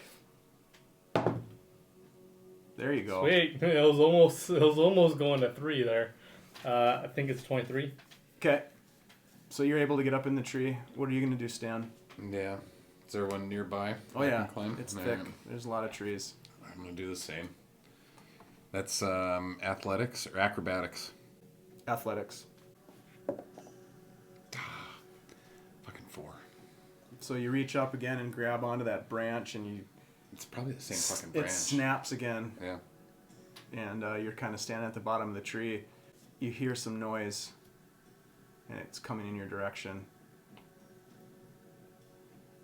Yeah. I will stay put and be ready. Okay. Roll a stealth check. Nat 20. Nat 20 plus 5. Nice. Okay, so you hunker down and you're hiding. It goes against a tree trunk and it just blends right in. So the two of you, as you are hiding in your locations, you see 2 more of these wolves come out, and they just kind of emerge from the undergrowth, and they come up to the blood pile and gut pile of this wolf that you've been butchering. All right. How far? So I just climbed the nearest tree. Yeah, you're so close. They're like underneath me, pretty much. Yep. Roll a stealth check for you. All right. Well, I'm wanting to pounce on one right now. So I guess I'm ready in action to jump on one too. Stealth is, don't know why is there that. Is 16. Everybody roll initiative. I'm 10. 6. Okay. So they hear you, and they look up and they see you in the tree, and they just start growling at you and start moving around the tree. Yeah. And one of them moves really close to where you are, but doesn't seem to notice that you're there. Yeah. That's their action, the 2 of them, and so the next action is Stan.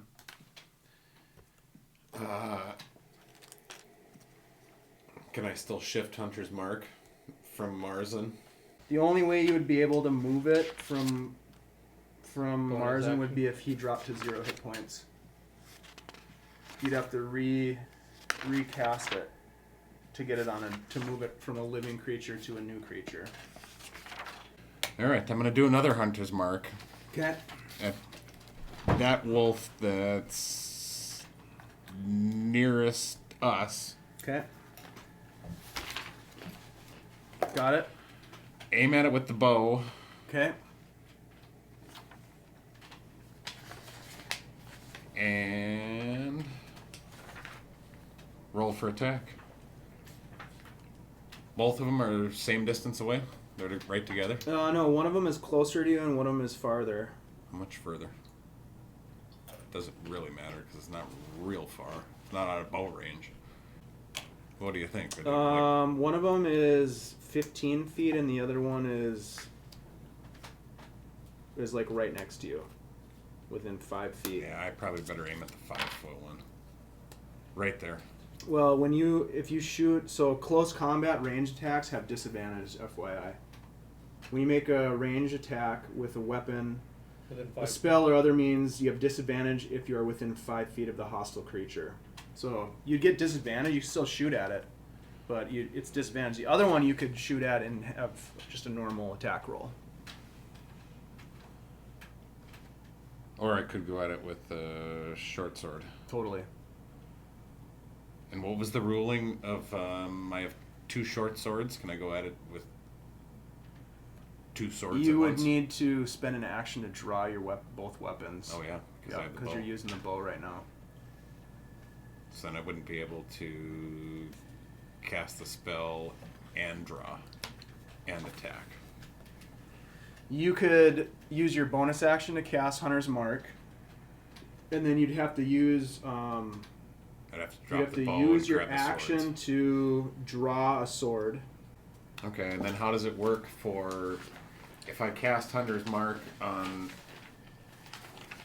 the further one, it stays on that one until it drops to 0, right? Yep, and then you can use a bonus action to move it. Okay. But if he drops down and does any damage to the nearer one, I can do Colossus Slayer on the nearer one. Yeah, the Colossus Slayer isn't tied to Hunter's Mark. Yeah, right. But Colossus Slayer sticks with that one until it's done, and then I could... I don't think so. I think Colossus Slayer is just an attack type. On something that's taking damage. Yeah. Your tenacity can wear down the most potent foes. When you hit a creature with a weapon attack, the creature takes an extra 1d8 damage if its hit point is below maximum. Yeah, you can that just applies for anything. Once per turn, so wherever. Yep. Okay, I think I'm going to stick with the bow and Hunter's Mark on the further wolf. Got it. And attack that one, and you better fucking drop down out of that tree. What do I do with that? It's in the pencil. No, that's a solid 9. That's a solid 9. Alright. 9 plus 7 equals 16. That hits. Good. Hunter's Mark gets me extra D6. 1d6. And the bow gets me a 1d8 plus 3. So it's 2 dice, right? Yep. Yeah. 4 plus 8 is 12, plus 3 is 15. Wow. Nice. Bang. Slap! Nicely done. And 15, then- you said? Yeah, 15. Yeah, so that arrow flies true and just smacks that wolf, the one that's looking up at Marzen. And then if I try to climb the tree, it gets a attack of opportunity. It could take an attack of opportunity, yeah. But I still got my pretty good stealth going. Does that carry over even though I shot? Mm-mm. So the gig's up. Mm-hmm. You'd have to take an action to hide. It's right next to you, though, so it'd be pretty tough to hide from Hide it. on it. I'm a tree.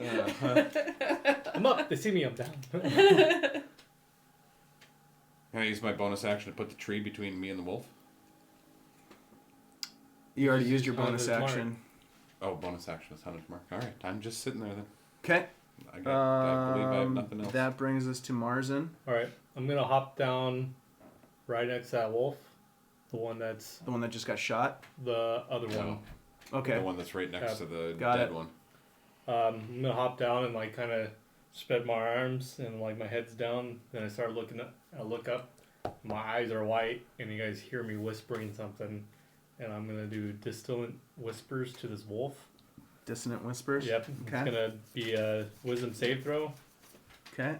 against my spell save, which is 16. Fail. All right. So it's gonna take 3d6 damage. Okay. So I'll roll for damage first. Okay. Takes 12 damage, and must immediately take its turn as a reaction to run as far away from me as possible. So as he's running away, he's within Good 5 feet spell. of it too, right? What's that? He's within 5 feet of it. He is. So the creature willingly moves away, so Mhm. it provokes opportunity attack for both of us. So you can use your reaction to take attack an it. opportunity attack. Yep. All right. Oh, I'm going to shoot another arrow So at that one. before I'm gonna bonus action to him too, to kind of like take it down. So like, What's your bonus action? Sorry. bardic inspiration? Oh, okay. So I'm just gonna pump him out and like take it down quick type of thing. But we both get opportunity attack because I'm within 5 feet too. Alright. I'm going to shoot an arrow at the ass of that big old wolf. Okay. You want me to attack first? That way you get last hit. Did that do damage? It did 3d6. Yeah, it did. What did I say? 12 damage. Mm-hmm. Okay. I didn't think it's still pretty up. Whichever. I'll Go ahead. first. That way. Whisper. I like that. 18 plus 5 Guessing it hits. 23. Yep, that hits. Right. 7 damage. Okay.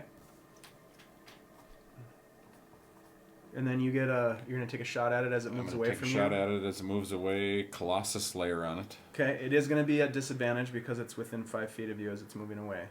So you roll 2d20 and take the lower of the 2 rolls. Yeah, I'll take that.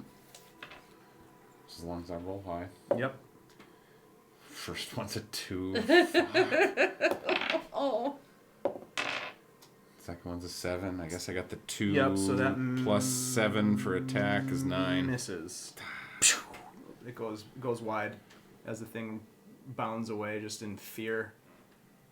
Okay, so is that the end of your turn? Yep. Okay. That brings us back to the first wolf that took the shot. It turns and comes at you, Marzen. Yep. The other one is running away. The greater threat, you know. That's and that's the one that I hit, right? Yeah, you hit it the once. Further one further away one that I hit. 14 to hit. 14. I shielded away. Shielded away. Okay, nice. That's its attack. So that brings us back to the other one is running. So that one's out of the picture. And actually, as that one runs away, Yevgeny takes a shot at it. And he hits it with his longbow. It can come back after. It's just as a reaction. So it'll be able to come back on its next turn? Okay. Nice. So was it just the reaction it had to move away? It's just a reaction. So it's okay. So it will actually come back. Yeah, so but on his turn it can even come back and attack us. Okay, but he does do damage. So it does turn around and come back at you, Stan, and tries to bite you. Oh, and it has a 22 to hit. Oh. Yeah, that'll hit. I'd like to use my Bard of Inspiration to increase your AC? To increase my AC. Okay. So what's your AC? AC is 14. Okay. Bard of Inspiration is 1d6. Okay. Oh, fuck. Come on, 6. And I don't have to tell him. So your AC is 20. Yeah. I rolled a 22. Yeah. Oh, man. So it still hits you. But you felt good about it. Yeah. You thought thought you were I'm gonna be alright. I'm gonna be okay. You could hit like this. You could hit like a champ. That's alright. It only does 8 piercing damage. Alright. And then I need you to roll a strength saving throw. Come on, DC. I have advantage on strength saving throws. Oh, good. And that's a d20. Yep. So I get to roll it twice. Yep, take the higher outcome. And we got a 15. And we got a 3. We got a 15. 15 plus your Oh, modifiers too. plus strength modifier? And your proficiency, since you're proficient in... Okay, so... Are you, proficient in strength saving throws? I am. Right. So it's 15 plus 2 is 17. Alright, you're able to shrug off the beast as it tries to pin you to the ground. That's good. Yep, that's really good. And that brings us back to... Back to me. Yeah, Stan, it's your turn. So you've got one that's right on you. And then there's another one that's over by... yeah. Over by Marzen. One that's over by Marzen is the one that has Hunter's Mark on it. Yep. But the one that's right by me is a little bit troubling.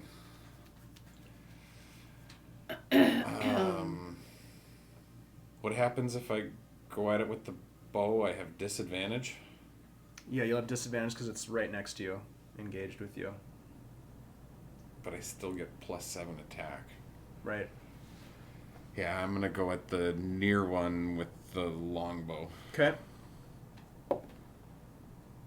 And that's... What is that? 6 or 9? 6?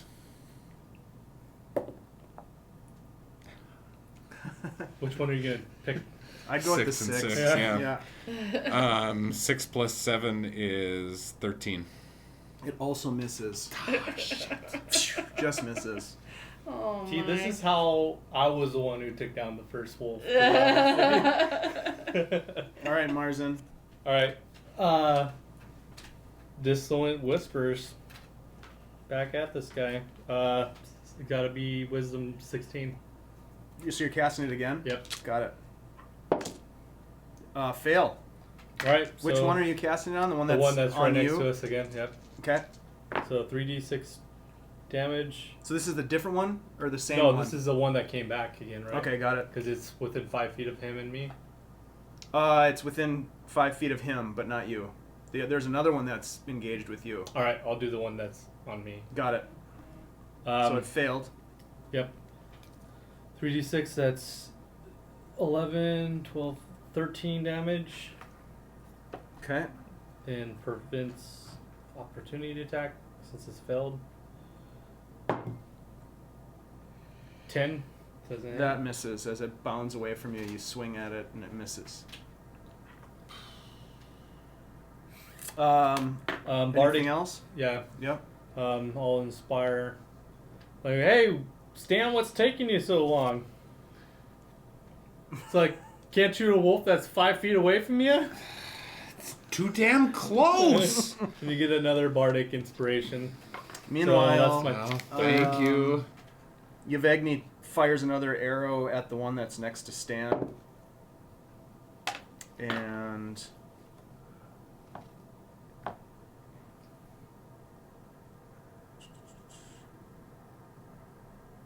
There's only 2, huh? There's still a third wolf. Still a third somewhere. one. Because I keep thinking, I'm Yeah, like, we haven't hit the I'm third down one yet. here and I'm gonna get smashed And by hits. another wolf. hits him with the longbow Thank you. for Good job, guide. See that, Stan? 6 you taking damage. notes? You hit it with the arrow. They're both of these wolves are looking pretty rough. Solzar runs up with a short sword and attacks the one that's next to Stan as well, and he misses. That comes would've been back really to that comes back to the one that's attacking Stan. Yeah. It's gonna get an attack on you, sir. Oof. That hits. Even with Bard of Inspiration Well, again?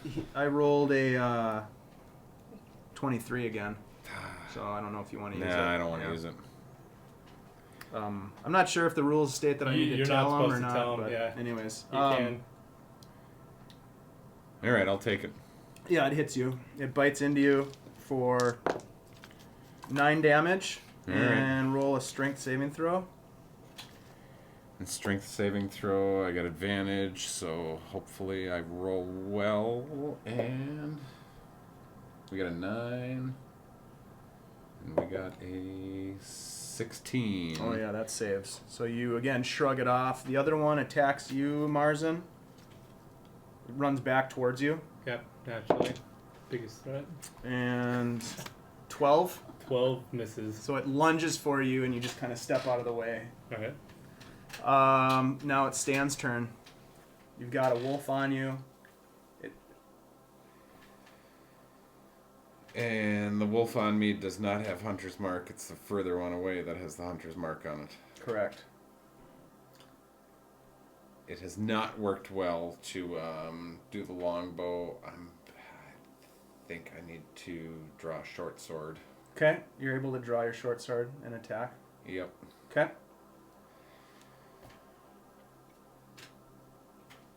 And the attack is... Oh, fuck. Oh, man. Yeah, that's a 5. Yeah, that misses. That misses. God damn.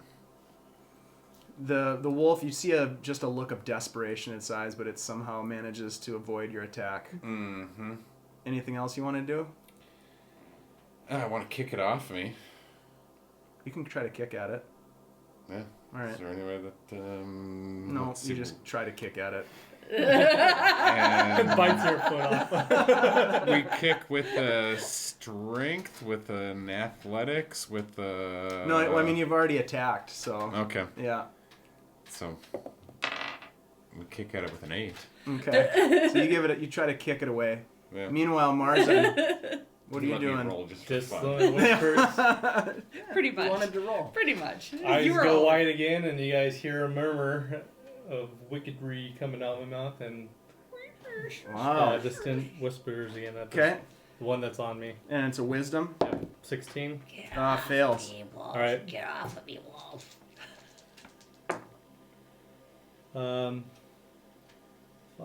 11 damage. It goes down.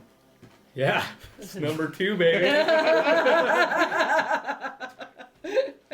I'll let out a giant roar and start dashing towards the one that's on you. It's within 15 feet or so. Yeah, you're able to close the All right. gap. So basically, go on the other end. That way. So you killed the you're one that was further away, and now Yeah. you're coming back. flanking it, dude. I'm All fucking right. packing these wolves up. Solzar is there with his short sword, so he's gonna take a swipe at this thing, Might as well. and he is going to hit with an 18. And what is that? 1d6. He really wanted to kill it. Still up. It's alright, you're missing. Yeah. You've been missing it all day. I might be able to... It's on its last gasp, but it's gonna Yeah. try to attack you again. Hopefully it knocks you down so I can take it out. And that's gonna be a 18 to hit. I want to use my other Bard of Inspiration as it's attacking. Okay. Roll a 1d6. So that's 1d6. Yep. 15. Yeah, it hits you. Yeah. It takes a big old bite out of you for 8 points of piercing damage and We're getting strength close, saving but I'm throw. Still up as long as I pass my strength saving throw.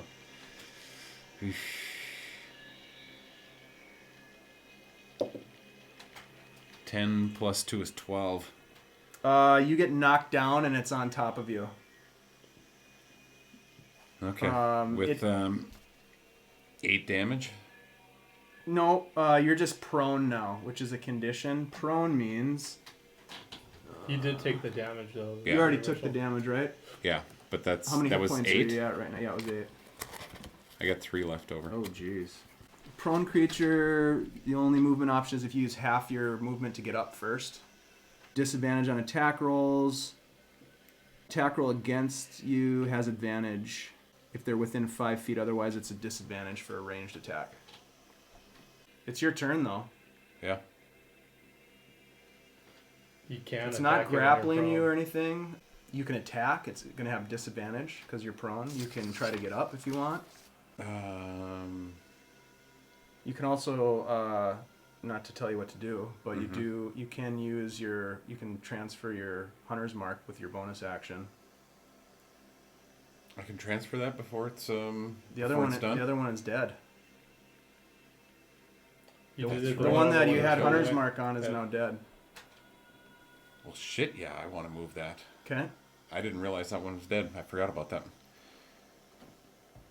So yeah, transfer Hunter's Mark, and I You can stab up at it. don't or- think I can longbow while I'm prone, but I can short sword. Yeah, while you I'm have the prone, short right? sword in your hand right now. Yeah.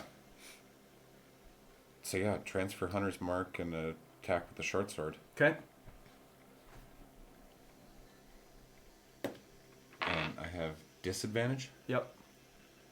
So there's 14. There's an 8. Looks like I'm rolling with an 8 plus 2 is 10. Do I That get anything misses. And I don't get to add anything to. No, That's it. it's the best I can do. Fuck. Marzen. Fucking wolves.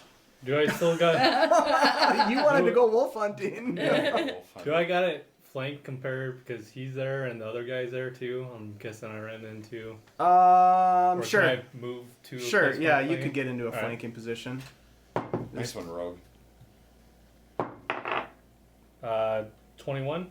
Yeah, that totally hits. D6, come on, break it down. Dude, I still talk so much shit. Oh, fucking 1 damage plus 4 damage? It goes down. I was about a vicious mockery it too. Oh no. That's Shit. I look at you and smile like that's number 3.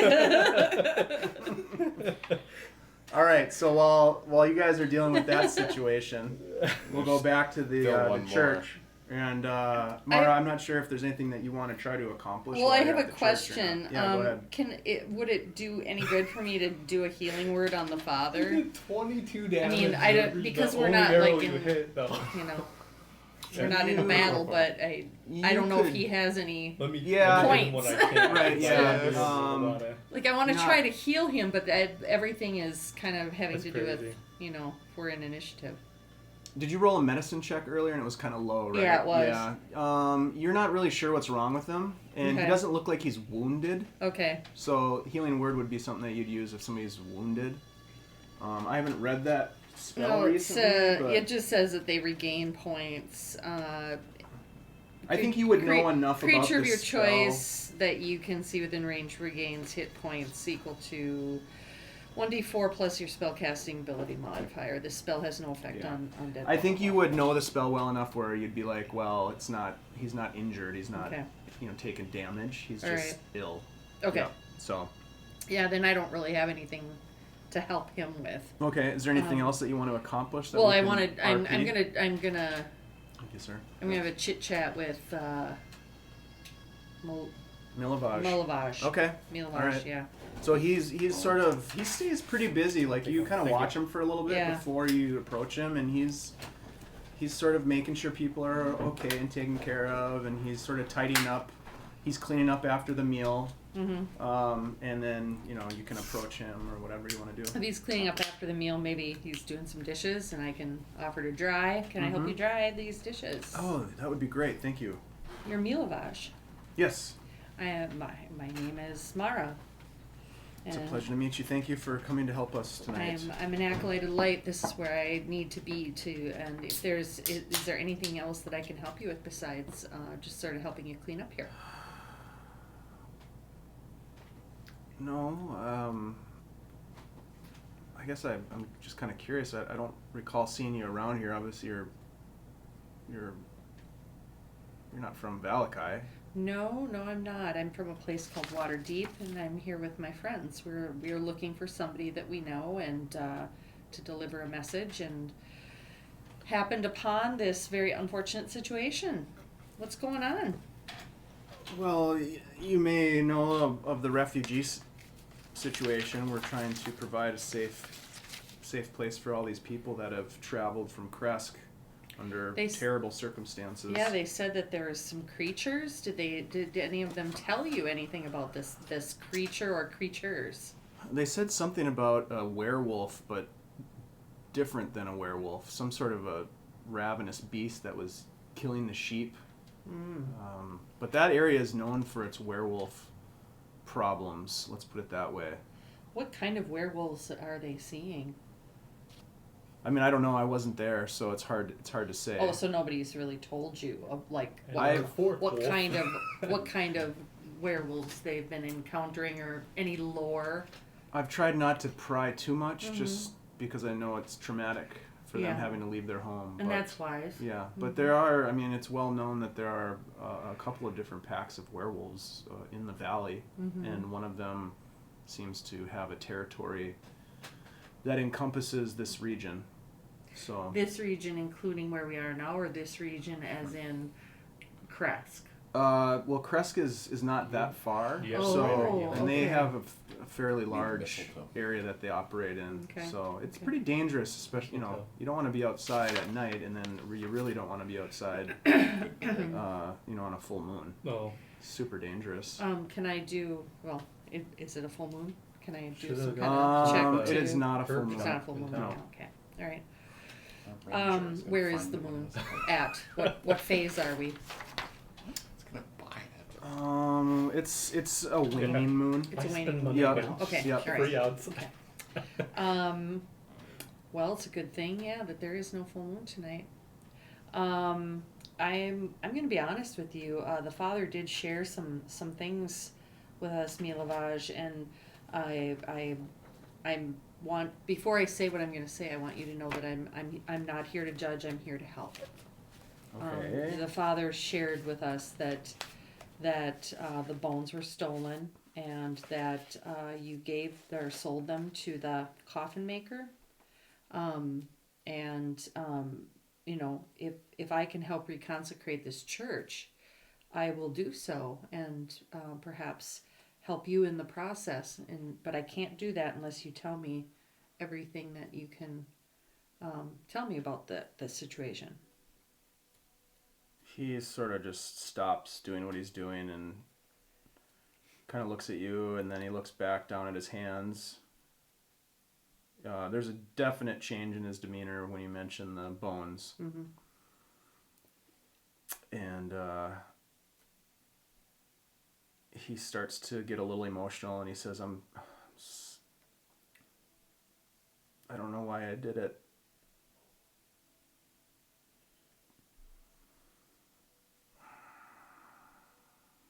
Did you need the money?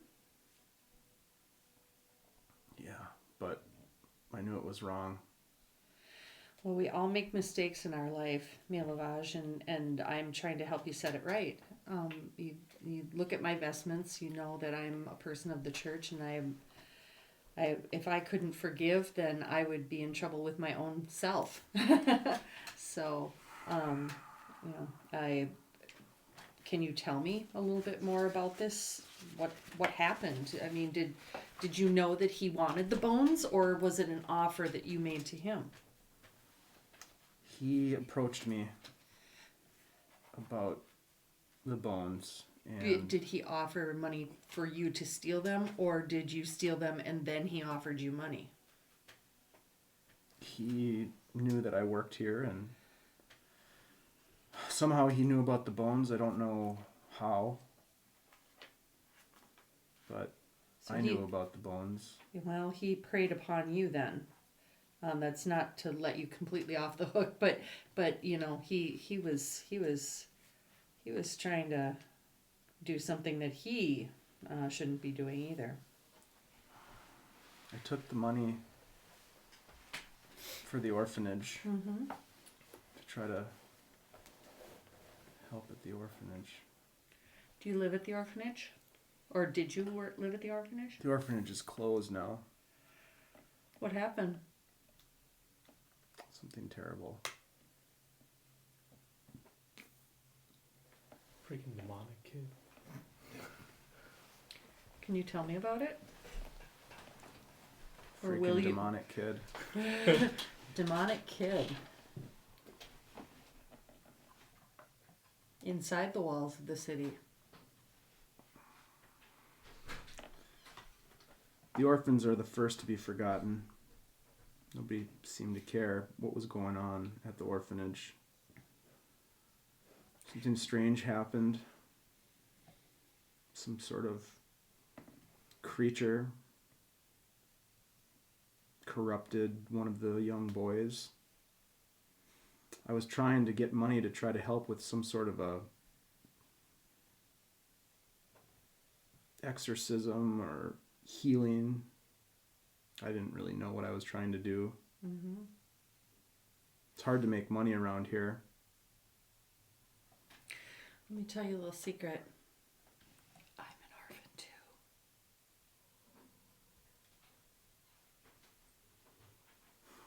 That's how I ended up in the church. Somebody left me there. So I won't forget you.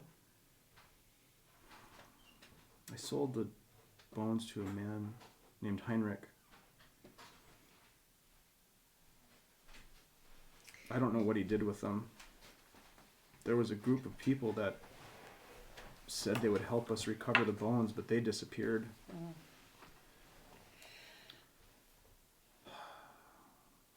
I've thought of going back there, but the look in his eyes.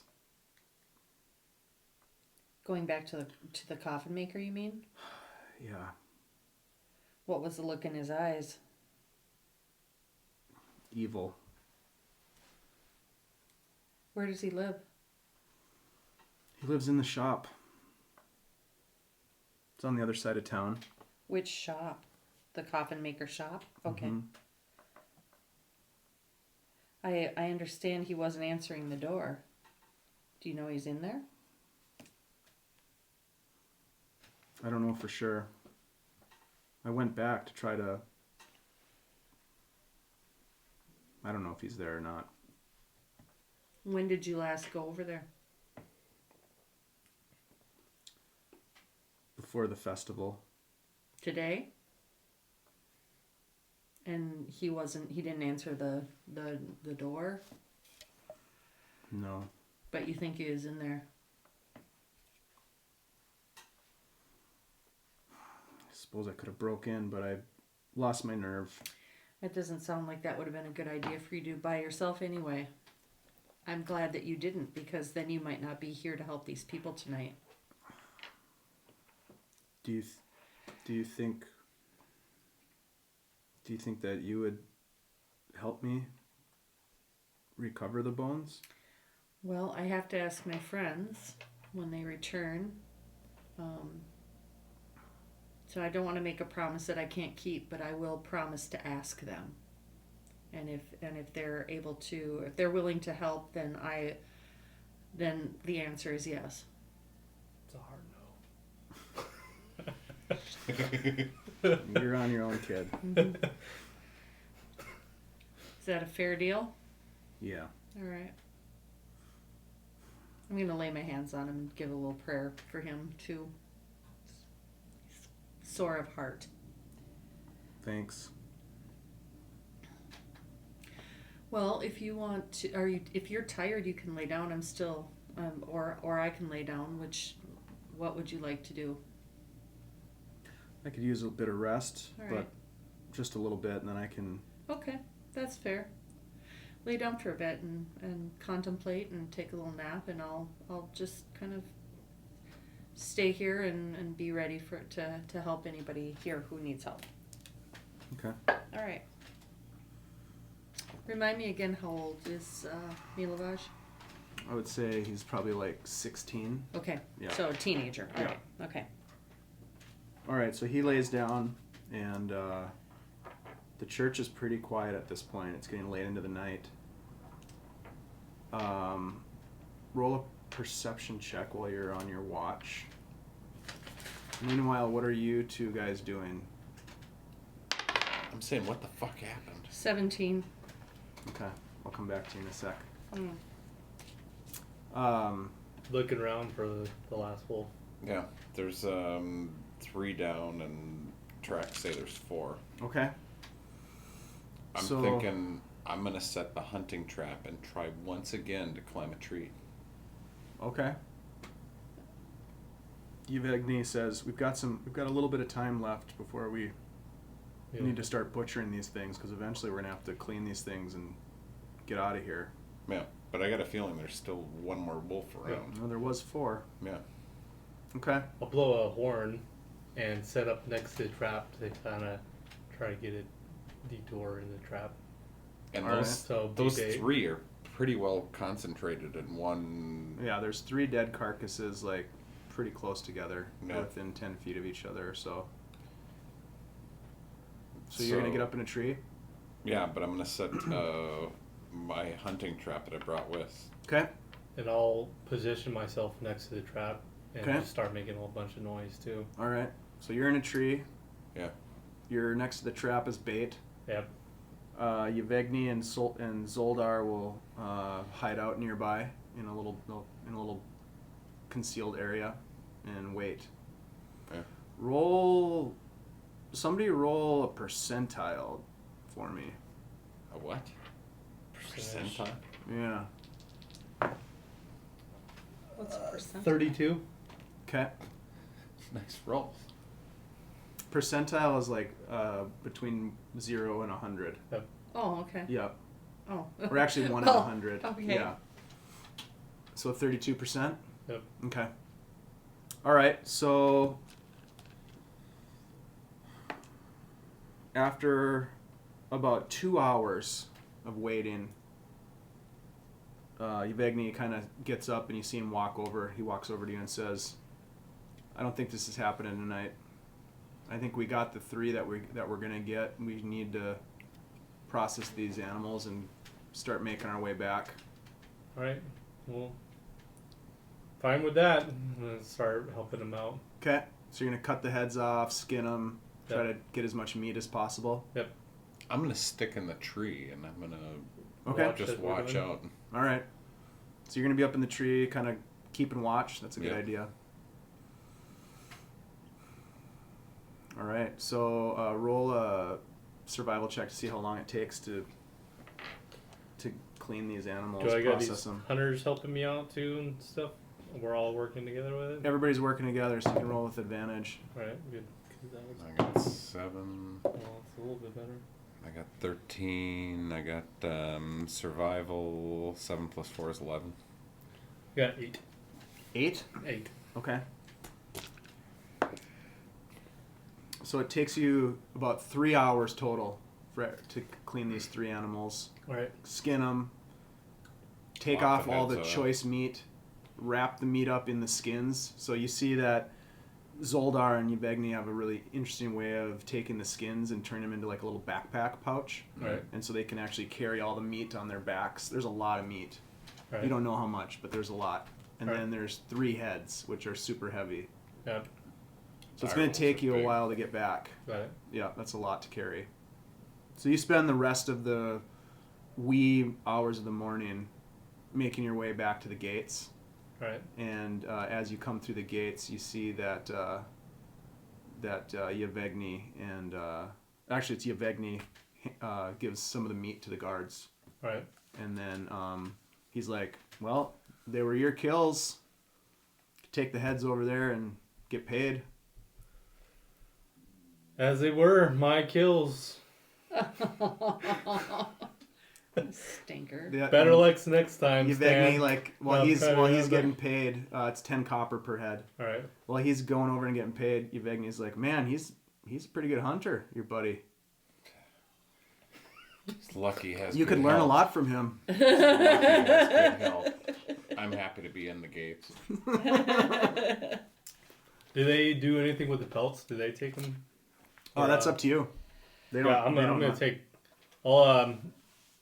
I'll take a pelt, and with the other 2, I'll cut open my finger again, sign my name MM, and then hand the other 2 pelts to them. And like when you hear the story about the 4 wolfmen, like 4 horsemen, but wolfmen,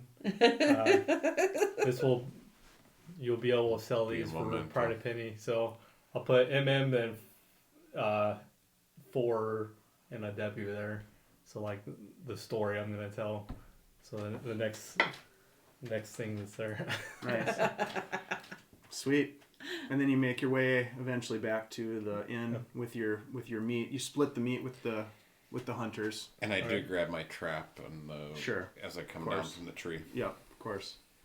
In the middle of the night, when you're on watch, you notice as one of the women gets up and makes her way to the entrance of the church, and she leaves the church in the middle of the night. How far away is she from me? She's I don't know. She gets to the door and you're still sitting in your spot that you're sitting. So can I catch her before she leaves the door? She's kind of, you're watching her. She's walking because you don't know what she's gonna do. Right, but then she right. gets to the door and she opens the door and leaves, and that's when you get up, if you want to. I think what I want to do is I'm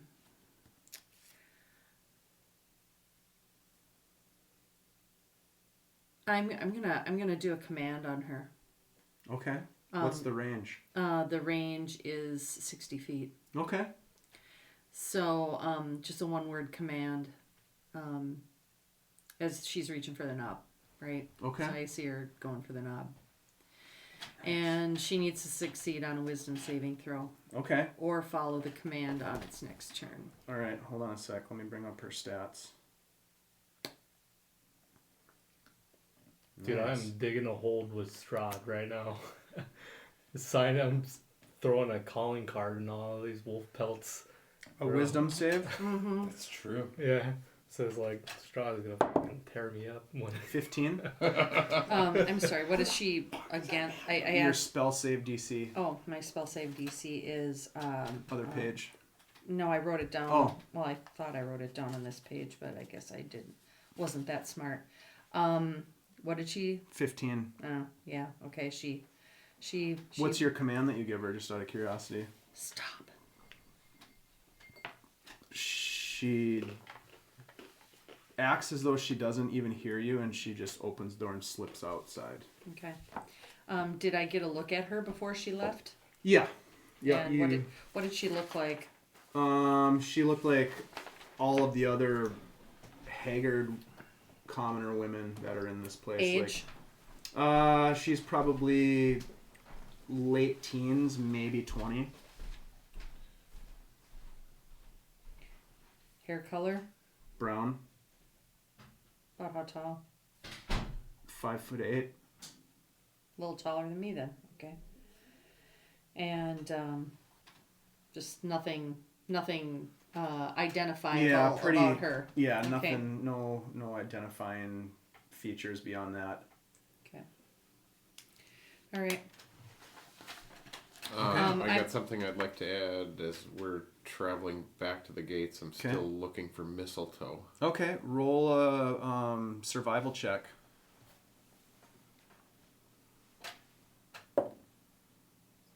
Oh, 17 plus 4 is 21.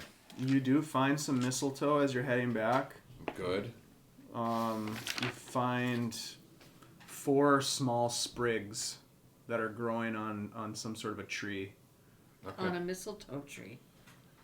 It's what they are. It's kind of like a vine. Yeah, it grows Grows over up there. and Yeah. over and It's actually mistletoe is actually a parasite. yeah. Yeah, It's kind of like Why would you want to kiss under a parasite? exactly. yeah, exactly. But it's overhead, so They have pretty flowers. and pretty flowers. Yeah. Yeah, you find 4 small sprigs, so you can add Okay. that to your inventory if you want to collect them. I would like to collect.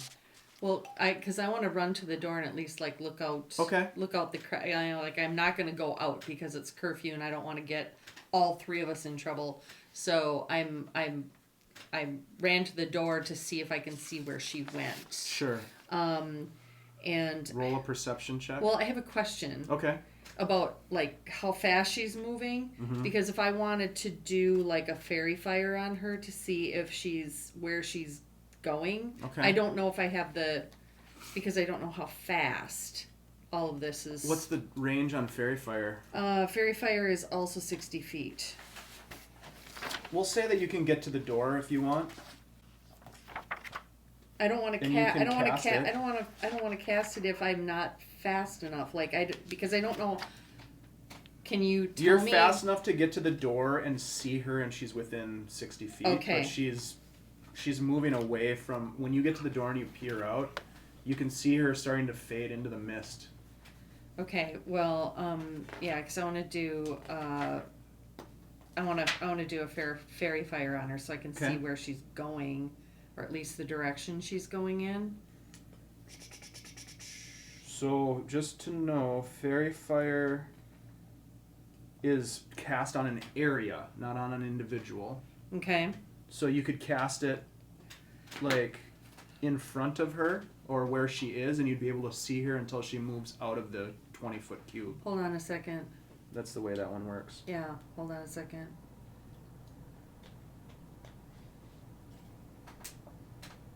Maybe I'm just gonna do a cantrip then. Maybe I'll just do light Okay. instead. What's the range on that one? It just says touch because I yeah, can you have to touch touch something, something to make it light up. but whatever I touch sheds a bright light in a 20-foot radius, Okay. and then a bright light, and then dim light for another 20. Okay. I just want to see where she's going. Sure. That's the direction she's going in. So, phosphorescent moss. You had said that you thought whatever I would be doing, I would probably have that thing on me. Say that again.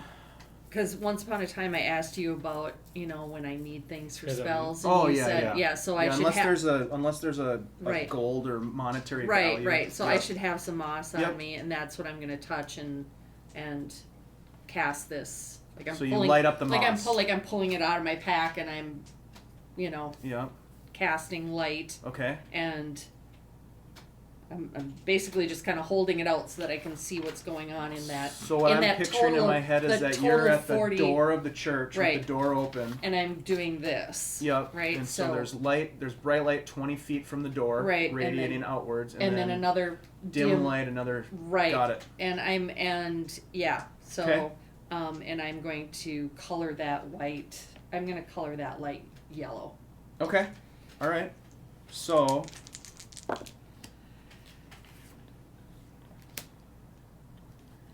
Okay, so what you see as you cast this and poke your head out the door in your hand and cast this, you see in the dim light part of the radius, you see this woman as she's walking still away from you, and then she disappears into the darkness. What direction from the door? Just straight out the door. Straight out the door. Yep, All right. into the night. Okay. And that's about all you know. All right. Did I notice what group of people she was with and got up from before she left? I think you could probably ascertain based on, you could go back and see where she was, maybe it was laying. Yeah, you'd be able to parse that out. All right, then I'm going to close the door, go back inside, and find the nearest person to where she left. I'm gonna shake them awake if they're not already awake. They're not awake. Everybody's sleeping. Yeah. Okay. Yeah. So I'm gonna shake what seems to be her companion. Okay. And so there's another woman next to where she was sleeping, Okay. and then there's a man as well. There Right. was, and then there's probably a couple kids in that area. It's kind of hard at this point Right, to tell right. which group's which, but So. she was right next to a man. She was in between a man and a woman. Okay. Excuse me, sir. Yeah, what is it? What is it? What? I'm sorry. What's wrong? I'm sorry. Were you a young woman? She was with you? Marta? Where is she? She just left the church. What? He gets up and he kind of shakes off this. I mean, he woke him up from a deep sleep. He shakes it off and he makes his way as quickly as he can over the body, stepping over things, tripping a little bit. He makes his way to the door. Sir. And opens the door. Sir, don't go out. Close the door, please. Where is she? Close the door. Let me tell you what happened. He starts yelling for her. Sir, close. And at that point, it wakes a couple other people up, and they're like, "What's going on? What's going on?" Now there's sort of this murmur of like, "What's happening? Is something, Close the door. Milovaj comes over and he's kind of rubbing his. What's going on? Close the door, Milovaj. He closes it. The The man is like, "We have to go after her." Sir, you can't go out there.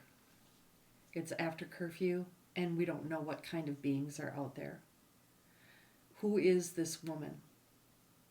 It's my wife. It's your wife. Curfew be damned. We're going. She got up and she walked out the door. He's gonna try to push through you and get to the door. Sir, it's a suicide mission. Don't go. Do you want to try and stop him, like physically? I don't. Okay, so he pushes you out of the way, and he opens the door, and Milovaj is just like, the man runs off into the darkness. We can't stop him. This is his choice. Other people are coming up to the door and ask, like, what is going on? What is happening? A young woman left the building, and her husband has gone after her. So right now there's sort of like this little bit of chaos going on in the church. People are getting really upset and concerned. I'm going to do a thaumaturgy and speak loudly. People! Everybody who is awake, or who was awake, turns to look at you, and everybody that was sleeping is now sort of waking up. I'm sorry for the noise. We have had somebody who's left the church, somebody who's gone after her. I'm sorry to wake those of you who were sleeping soundly. I'm going to ask that you go back to sleep. You're going to need your rest. This choice was made by her husband, and it is best if we all stay here. please, everyone, listen to Mara, and just we need to stay together. We need to stay calm. So roll a persuasion check with advantage because Milovaj is trying to help you at this point. 16. Can you roll it one more time? Advantage.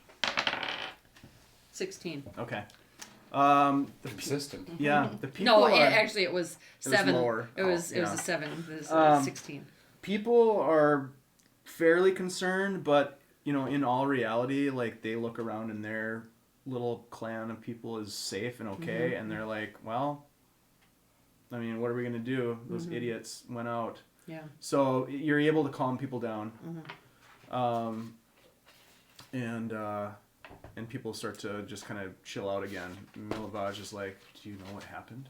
I don't know. I was back where we were set up to kind of watch, and this woman got up. I thought maybe she was going to relieve herself or something, and then all of a sudden she walked out the door. I tried to stop her, and I also tried to see where she was going, and the best I can tell is she's just walking straight ahead. She walked out the front door, and she just walked straight ahead into the darkness. I don't know what's on the other side. I'm not familiar enough with the town to know what's directly in front of the church, or if she turned after she got into the darkness. I don't know. Well, there's nothing that we can do now, but hopefully in the morning we'll be able to track them down. Do you have has anything like this happened before? This is very strange. It is very strange. Nothing like this has happened before. All right. Well, yeah, I guess we'll just make sure that the door is closed tightly, and hopefully we can find them in the morning. Okay. So he kind of goes back, and he's still trying to calm people down. And for the most part, people are kind of back in their spaces, and the rest of the night goes, other than that incident, is pretty uneventful. A couple hours later, the sun starts to rise, even though it doesn't feel like a proper sunrise in Barovia because of the thick mists that are constantly in the sky and are swirling around the village and the forests. But that's about the same time that the four of you are arriving back in town and getting back to the inn. Do I get a rest? You did get well, did you sleep at all? Well, that's my question, because you kind of jumped ahead in time. Yeah. So Milovaj, let's say Milovaj took the watch after you, because that was the plan. Yeah, that was the plan. So you did get a rest. Okay. All right. You guys, however, did not get a rest. Yeah. I'm curious about the 4 arrows that I shot. Did any of those come back from the carcass? I forgot to check and see. I was you would have. I'm guessing that you would have gone for those arrows since you've been sort of fixated on arrows. Quantity. So one of them was broken and unusable. So the other 3 you were able to recover. Okay. And we'll stop there for the night.